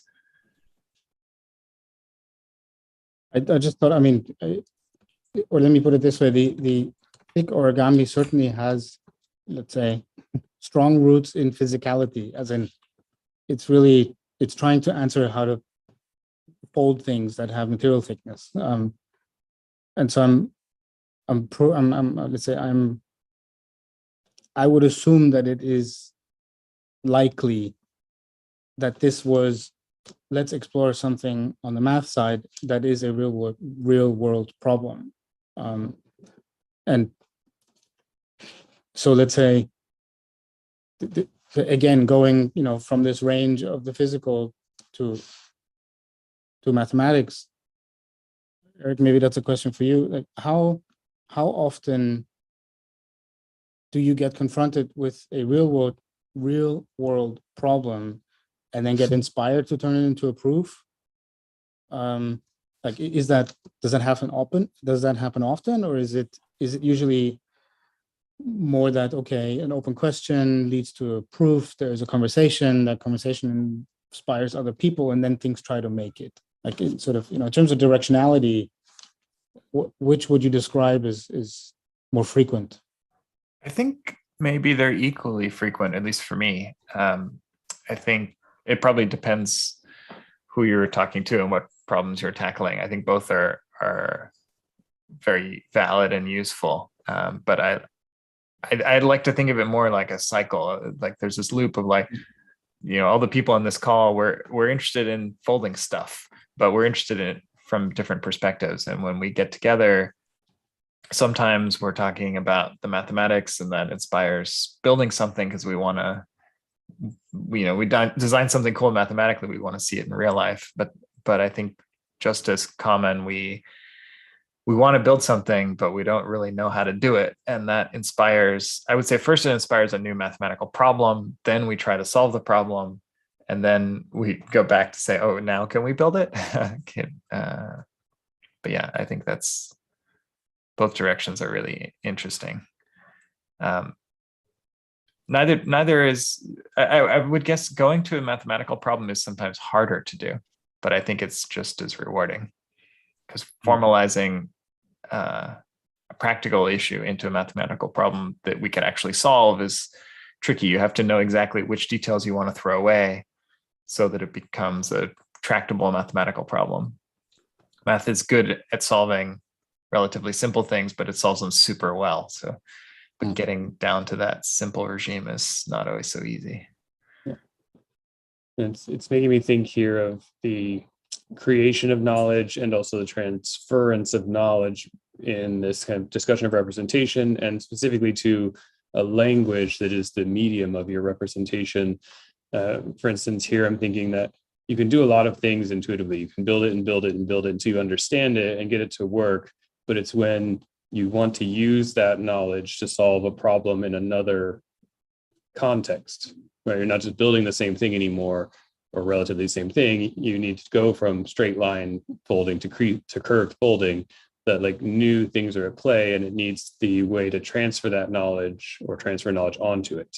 And as maybe start this as kind of a way we bring things together back to the question of language, and maybe open up first with Terry in terms of what is the kind of language that you see as defining a discipline, and how that can promote collaboration at maybe that lower level where math begins to creep in as the most abstract but least fuzzy.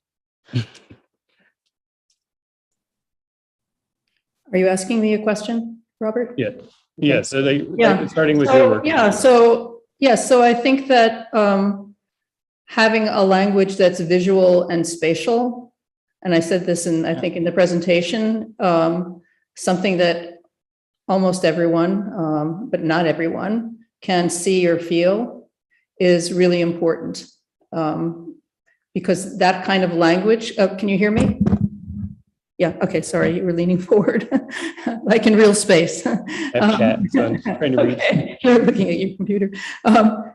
Yeah, that kind of a visual spatial language that people can look at or feel or touch is something that doesn't really require translation for most people, but not for everyone. I think that's really important. I may be wrong about that, because I mean, I know some people in engineering who have no intuitions about visual and spatial things, and they'd much rather talk with numbers. So I could be totally wrong about that.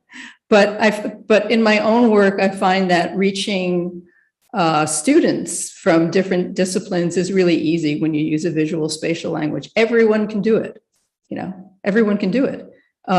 Sometimes I have to tell my students or the audience to just suspend their disbelief when I say, we're not going to be using computer code. We're going to be doing this with drawings. I suspend your disbelief, forget about the culture that you come from, forget about your expectations, and just do it. Just do it. And I find that doing is really important, very, very important. But then there's the issue of, how do you communicate all of this work, and I had to show slides, and to communicate, then I have to use drawings or, some other stuff. I can't actually have the physical material stuff for people to use. So that's a difficulty. It's a difficulty in anthropology and design anthropology in particular. Anthropologists are always struggling with how to represent their findings when they're working with people. Film, video, drawings, and so on. So it's a problem in other fields as well. Yeah, I actually, for instance, going back to our problems in terms of teaching during the pandemic and figuring out how to do this online, like the question of what can you communicate through a moving image? What should you sketch? What should you construct and make? Is like, in order to, arrive at some kind of result, you have to be so much more explicit about which language you're going to engage and what it is that you want to achieve in each language, whether it's something analytical for you to figure out the next step, or whether it could be something synthetic already that is telling you what the next step could be, was a real challenge. Like, if you can't really watch someone make something, and you have to rely on them documenting it for you. I mean, we learned a lot in this last year, how to make these things more explicit, and how to identify seeing in shape grammar terms, and that is actually analytical, and how to make that explicit is really hard when you're not sitting next to each other. So Rupert, thank you for showing one of the origami gathering images, you know, in those meetings, it's also incredibly fascinating to see how people talk to each other. Like when you have to grab a pen to draw something, or when you use your hands, or when you need to, oh, you know, hold on, I need to find something on the computer, I need to show you a picture of it. It happens really intuitively and quickly. And it's, to me, it's fascinating how intuitive it becomes. But so let's say, Erik, when we just don't understand something you're talking about, you just draw it for us. and that definitely helps. There are a lot of branches of mathematics that are a lot harder to explain to people. I feel like, and geometry has this visual element that makes it a lot more accessible. So I've been lucky in that sense. Or so for instance, actually maybe you can show that the polyhedral unfolding, like as a way to think of how does something three-dimensional can become something two-dimensional in a different way. It's, if you don't have a sort of, I don't know, if you can't show it through time base, there's just, I mean, to draw this is, let's say it's possible, but a moving image is going to be so much more powerful. I mean, building it is the other alternative, right? I think before making this video, the way we understood how flat shapes fold into polyhedra like this is just make a lot of paper models. And that works too, but it's much harder to communicate, especially in an online setting like this. Unless you're physically feeling the thing, it's hard to distribute. So yeah, I think these kinds of animations help a lot. And I see this in the context of like projected geometry and drawing. The biggest struggle I see the students grapple with is we actually have them start by building a prop. So they build a cube with a corner cut off so they can register a difference on one side. And they try to draw what they see, which doesn't work at all because it's all flattened out and abstracted. And so they're really frustrated with that, but they kind of get used to it in orthographic projection. And then we go into something like an oblique projection or a successive auxiliary. And in my brain, I know what it's going to look like. I've seen them enough times, but that time lag where they have to do it somewhat empirically and then fail a whole bunch because it's never what they expect until they just trust the relationship between reflected views and points and just stop thinking it and just, as Terry said, do it. And then they get like into it and they can do really crazy things like take something apart and put it back together from a different point of view. But it does require that embodied knowledge. Can I jump in just with a reflection on what Erik's showing? Can I do that? Sure. Yes. Okay. About the animation and representation. So there's work in, I guess it's mechanical engineering on assembly tasks and how to explain assembly tasks. Of course, IKEA is a great example of this. And some of the research shows that videos are not really good at explaining assembly to people because there's too much going on in a video. So obviously we're learning something from the video that we're seeing right now, but there's too much information, and that some of the research shows that it's actually better to have, like I was saying, discrete chunks of the assembly, right? You divide up the assembly into tasks, into mini tasks or segments that are understandable, and that's a much better way of explaining to people how to make something or how to put something together. It's very interesting research, and of course I'm interested in it because I'm interested in making and how people do it and how to explain it to people. But it's a thorny problem. But sorry, Erik, I was looking at your video, which is beautiful, but if I tried to make that object just by looking at that video, it would be really complicated. It's just like too much. No, I agree. Too much for me. I think what this video does to me is it shows it convinces me that this is possible, but I agree it's not good for explaining how to do it. Right. It's more about like like if I showed you the flat shape and then I showed you the thing that I built out of it, and I claimed that I made this 3D thing out of this 2D thing, Right. you'd be like, really? I don't know. Yeah. Right. But right. you see the video, it's like, oh yeah. Yeah, you can do it. Clearly it It's worked. possible. Yeah. So that was the I main agree. point there. But yeah, it's explaining how to make these is certainly harder. I have a little anecdote about this. So Terry, I'm sure you remember Orkan Telhan. He said something that really threw me off one day, which was, whenever I want to learn something, I teach it. And I was like, what? And I was like, yeah, that makes sense. So you, by forcing yourself to make knowledge explicit and make it teachable to someone else, you learn. I mean, we know that we learn much faster that way. But just sort of the mindset of, it's okay, I can teach something I don't know. I mean, of course, given many constraints, but what, let's say the reason I'm saying this is, I think, Terry, when you're saying explaining something to someone, I would maybe go one step further and think of it as teaching it. And that has sort of become a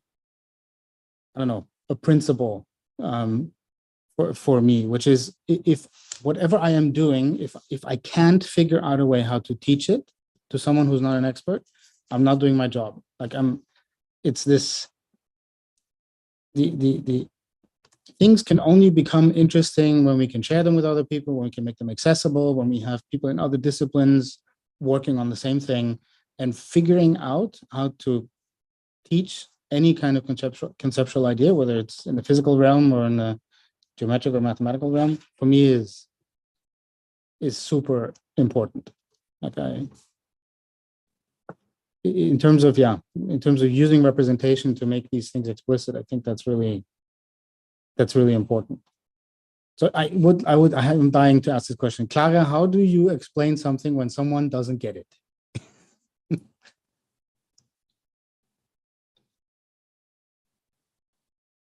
I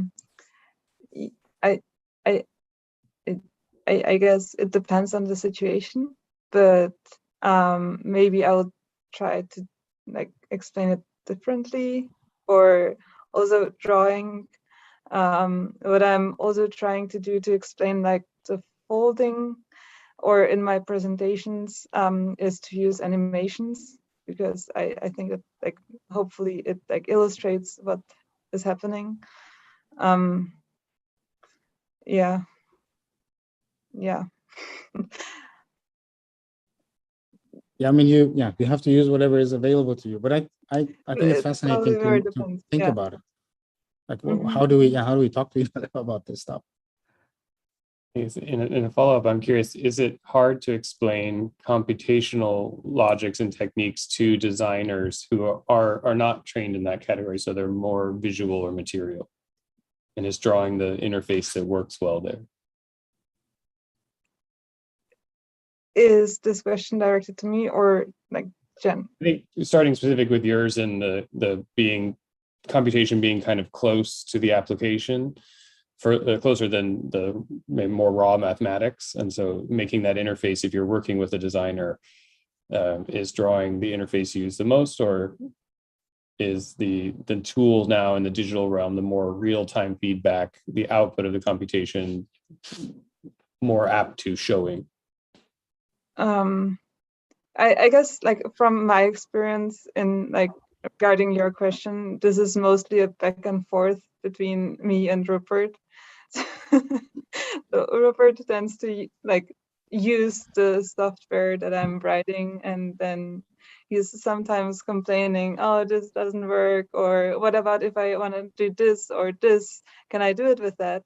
And so either I need to adjust or debug, because oftentimes it's also my bugs. But it's definitely I'm learning a lot from having people using my software, experimenting with it, trying to break it, trying to use it for different things that it was initially intended for. Yeah, so it's like back and forth, I guess. I think this speaks to the power of building tools over building animations. Like I showed you this cube unfolding thing, and maybe you learned a couple of things from it about, oh, this folds into that, but you don't get a sense of how to generalize. I feel like people learn a lot better when they're actually trying to solve problems that they care about, and building software tools lets someone solve their problems while also learning the thing that they're working with. In some sense, a software tool encompasses infinitely many examples. You can try all sorts of different inputs and learn, get a lot more out of it by actually interacting with the tool over just, here's a movie I can watch, and I'm entertained for a while, but it's harder to generalize. Maybe following up on this question of the challenge of teaching it, Terry, what would you say are what is the hardest thing to teach to this? Let's say you're teaching architects who have very little computational background. What's the sort of hardest thing to get across? Is a question for me? Yeah. Yes. Yes. That's a good question. It's not so much of an issue now as it was 20 years ago when I started teaching, and there was a lot of resistance to computation from architects, mostly studio instructors, but some from who shall remain nameless, and some from students. I don't get that so much anymore. But I always introduce my classes as ones that need no prerequisites at all. You don't need to know anything. You don't know, right? You can come from any field. And again, to suspend their disbelief and to say that I'm not going to, because there are no prerequisites, I'm not going to be asking them to have any background in computation or in mathematics. Some design background or interest in design, of course, is really important, and that's to motivate why they're in the class. But just to convince students that they don't need to know mathematics, because we're going to be doing a type of computational work that uses visual and spatial material that is a medium that they're used to using, and that takes some convincing until they start doing work on their own. And that's when the switch turns on, the light switch turns on, when they actually start working with grammars themselves. I can do this. I know how this works. I can see what it does. And then maybe after a few months or even a year, then they start realizing, I can use this in my own work. I see how this might have some use for me. Yeah.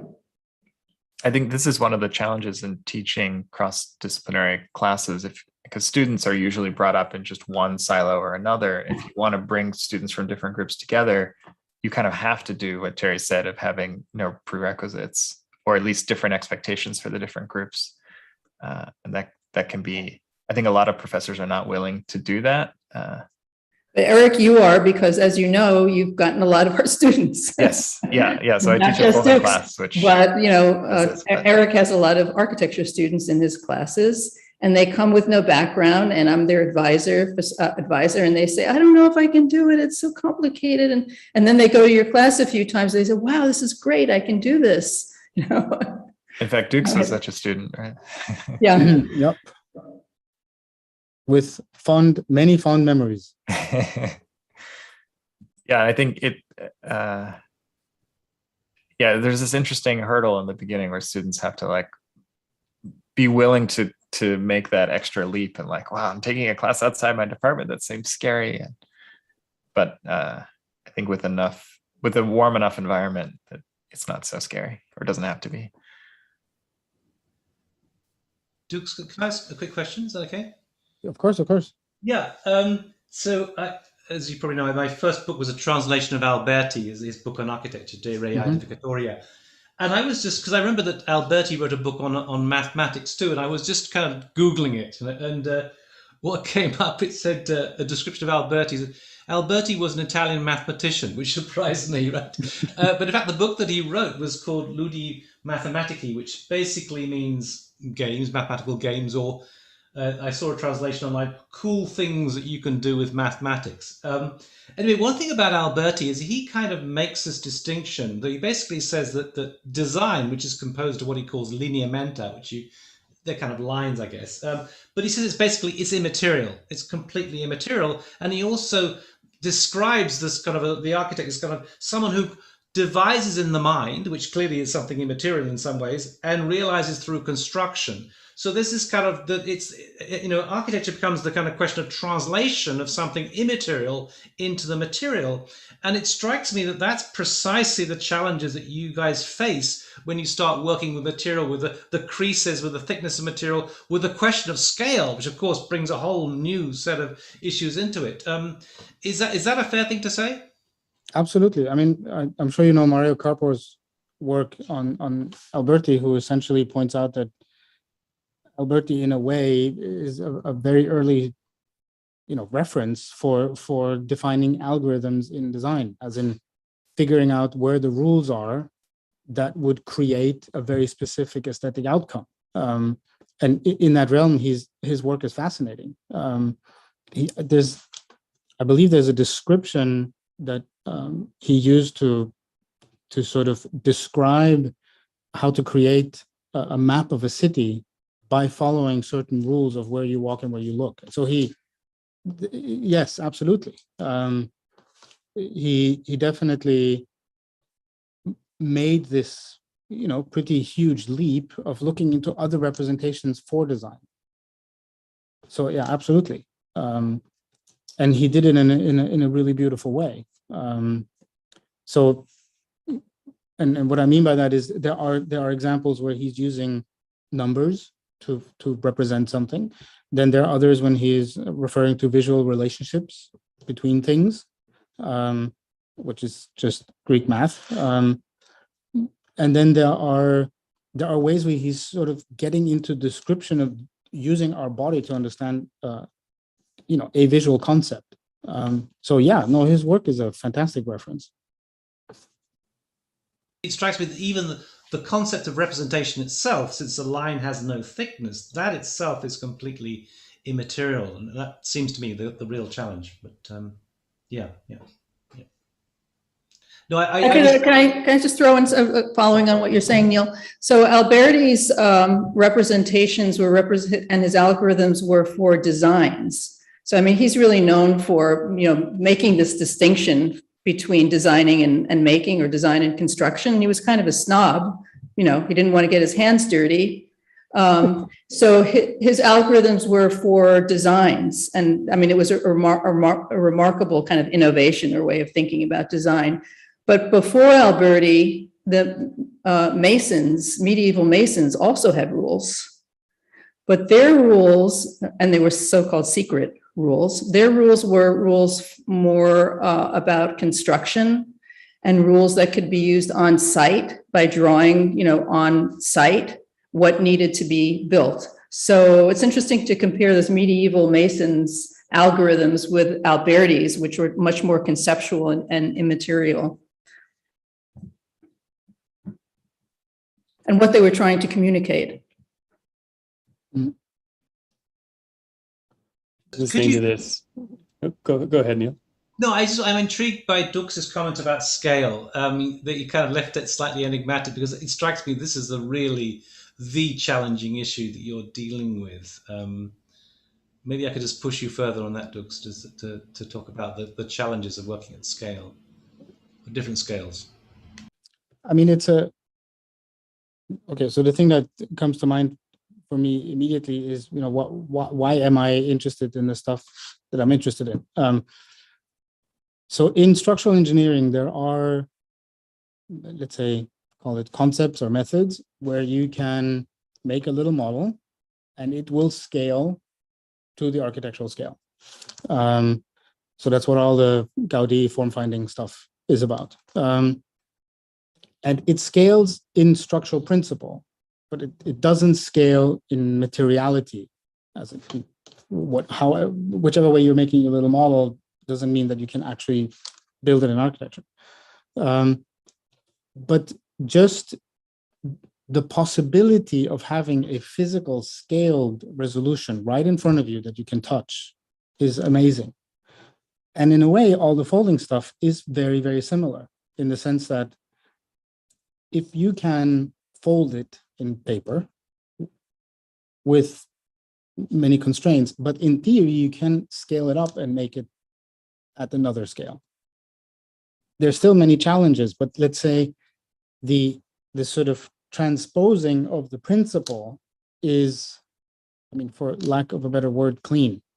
And you sort of accept issues of tolerances and you know, manufacturability and all this at a later point in time. But I mean, if I may rephrase your question, you know, why is it that we are interested in these type of geometric methods? It's exactly because they are conceptually scalable. Like and sometimes it comes from geometry, sometimes it comes from structural engineering. But yes, that's it's not at all a trivial question. And I like this idea of scale, or perhaps its intensity of operation in the place where you play. And something came up earlier, but I keep thinking of this discussion being kind of the playful geometry group that's going on, in that there's different degrees of that play. Some of it becomes very explicit and precise, but other times it has to be very loose and fuzzy. And I think if everyone kind of gives some thoughts on what is the scale, we think of it one way in architecture, relative size, but I think it also has to do with relative precision, relative density of thought, relative transference of knowledge, the scale where you find your most play, and how that has benefited most from collaboration or working with other disciplines, kind of to wrap that discussion that math and architecture are maybe not silos, but just intrinsically linked at different scales.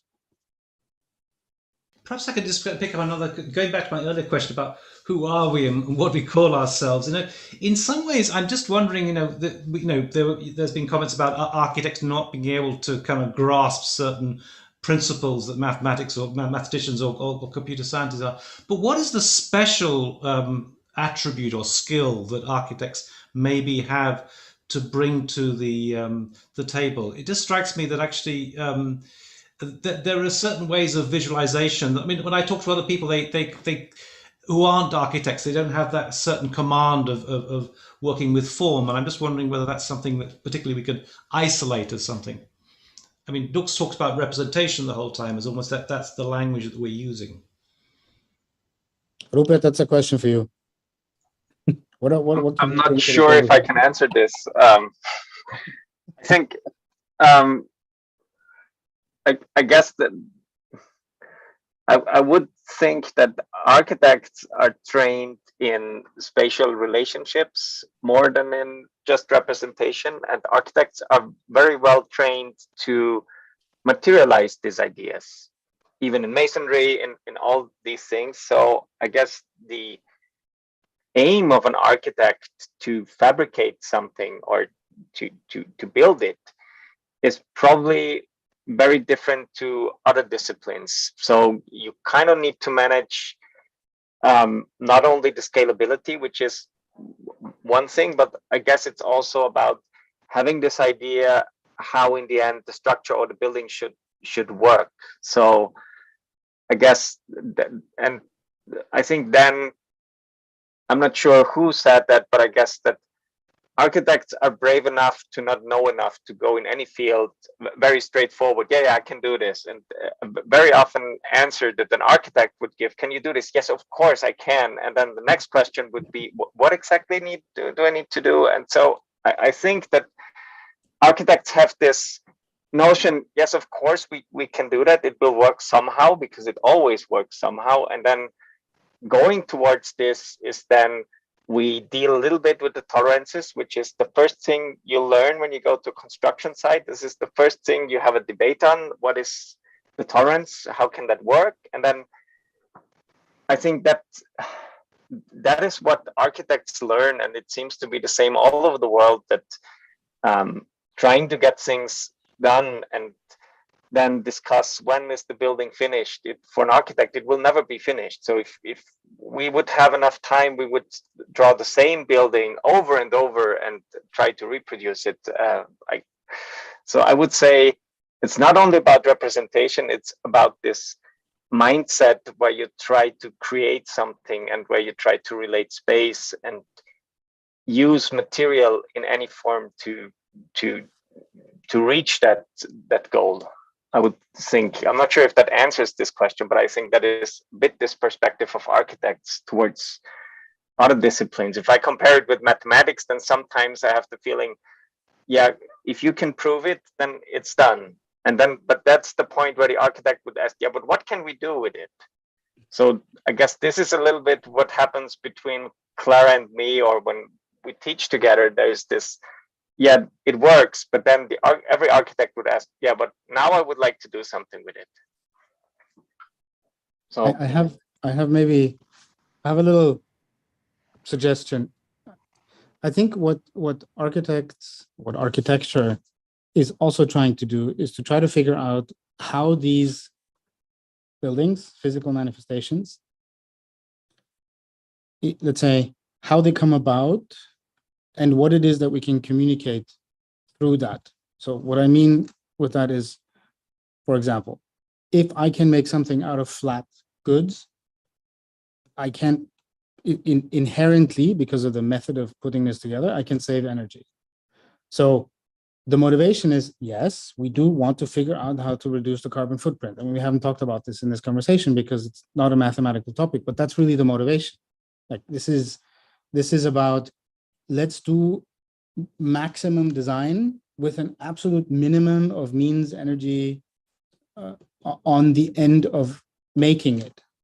And then, so I would say that's sort of what architecture can contribute in a just, let's save the world sense, whether that is, pragmatic or environmental.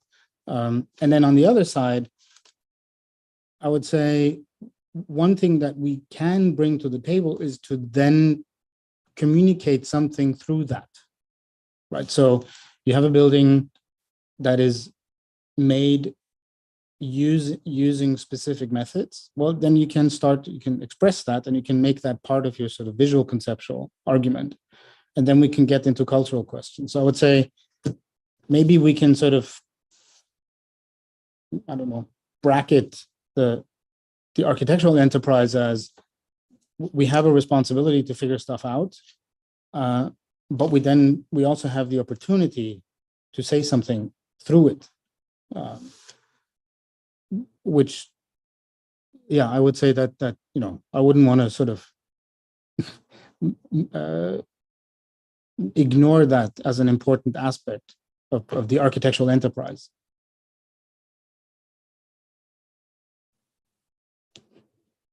But I think it's a very relevant question, Neil. And I do think, I think we're sort of way over time already. So we should probably close with maybe, I don't know, any kind of closing thoughts, anything you can think of that you may conclude with.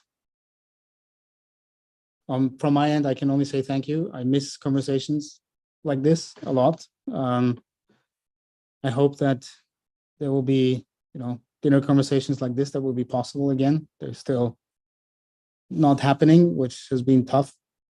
So yes, I can only say I really thank you for taking your time to be here. I hope the conversation, I don't know, triggered some inspirations. So in conclusion, I think what I can say, the question of how we talk to each other and how languages are important in that context is to me a fascinating question.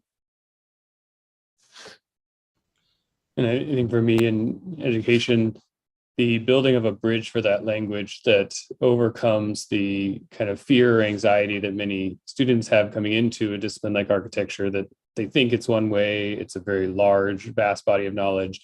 And you might tell them that, everything you do is math, but you don't have to do any math because the computers take care of all the math you're going to have to do in the practical sense of most of their education. And then teaching them where they're actually doing it already, and they get really interested in it. And I've really inspired when first-year students suddenly realize that, like, oh, all that stuff I learned in high school actually does something, and then it makes things. And that's what I want to do, is make things. And so it's very, very exciting when they make that leap.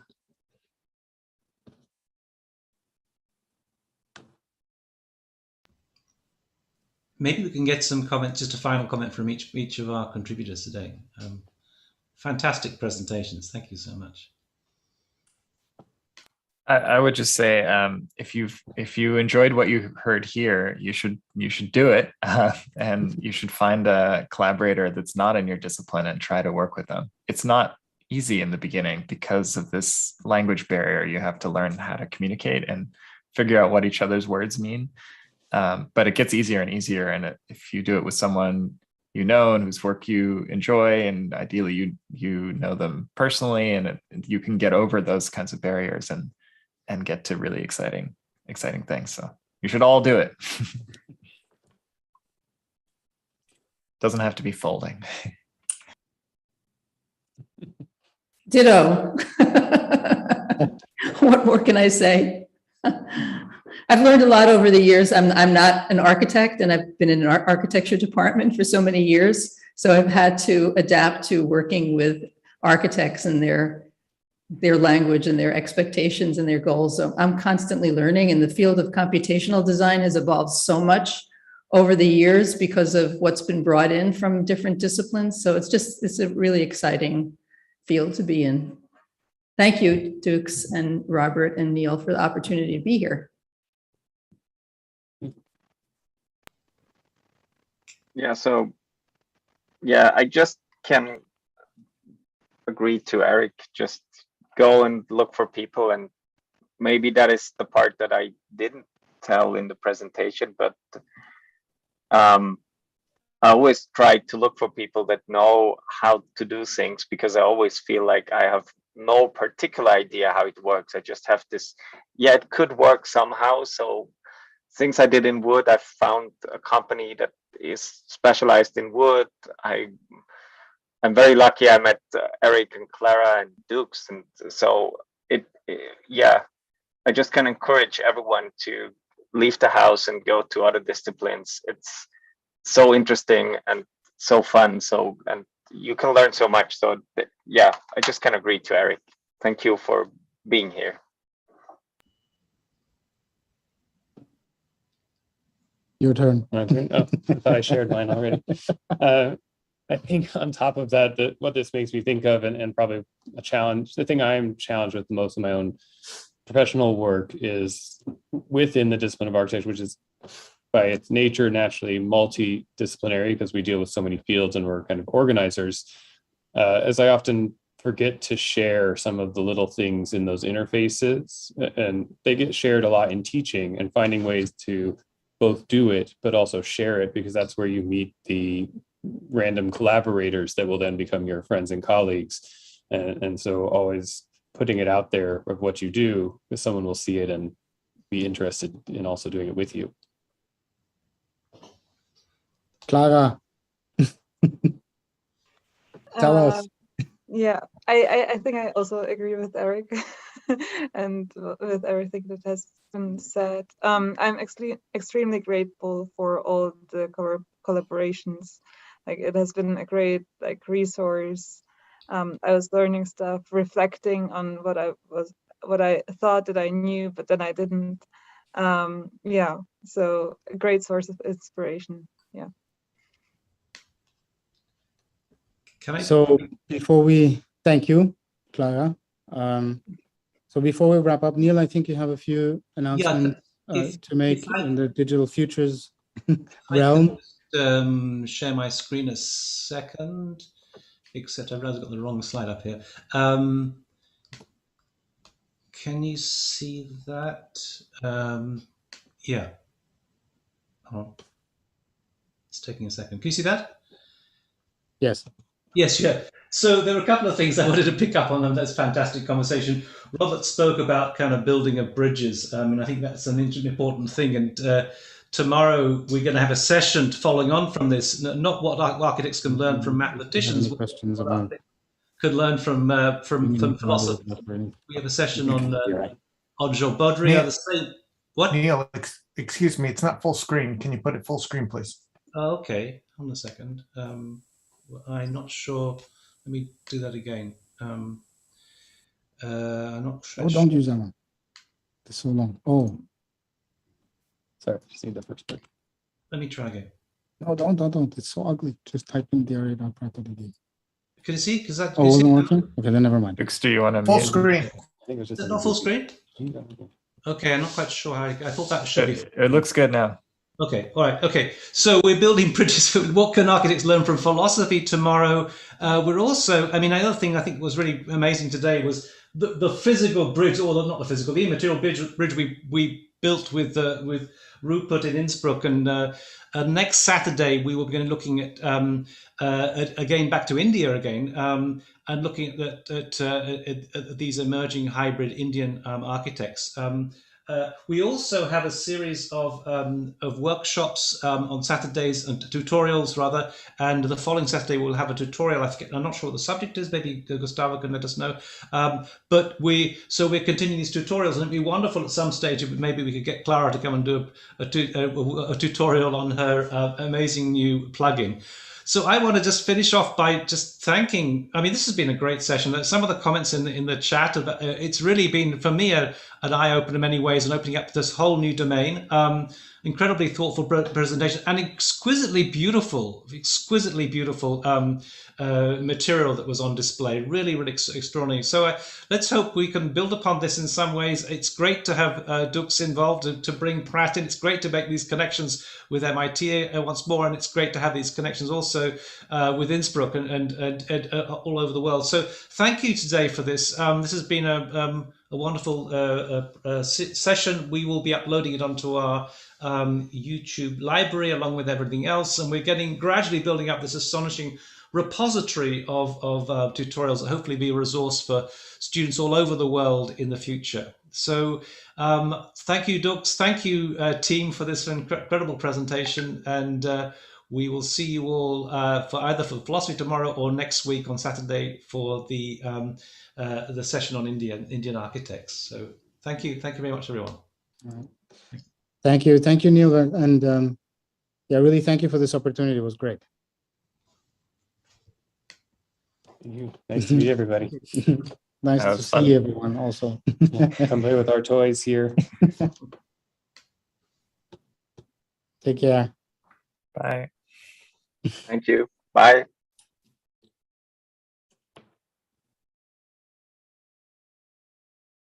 I think you can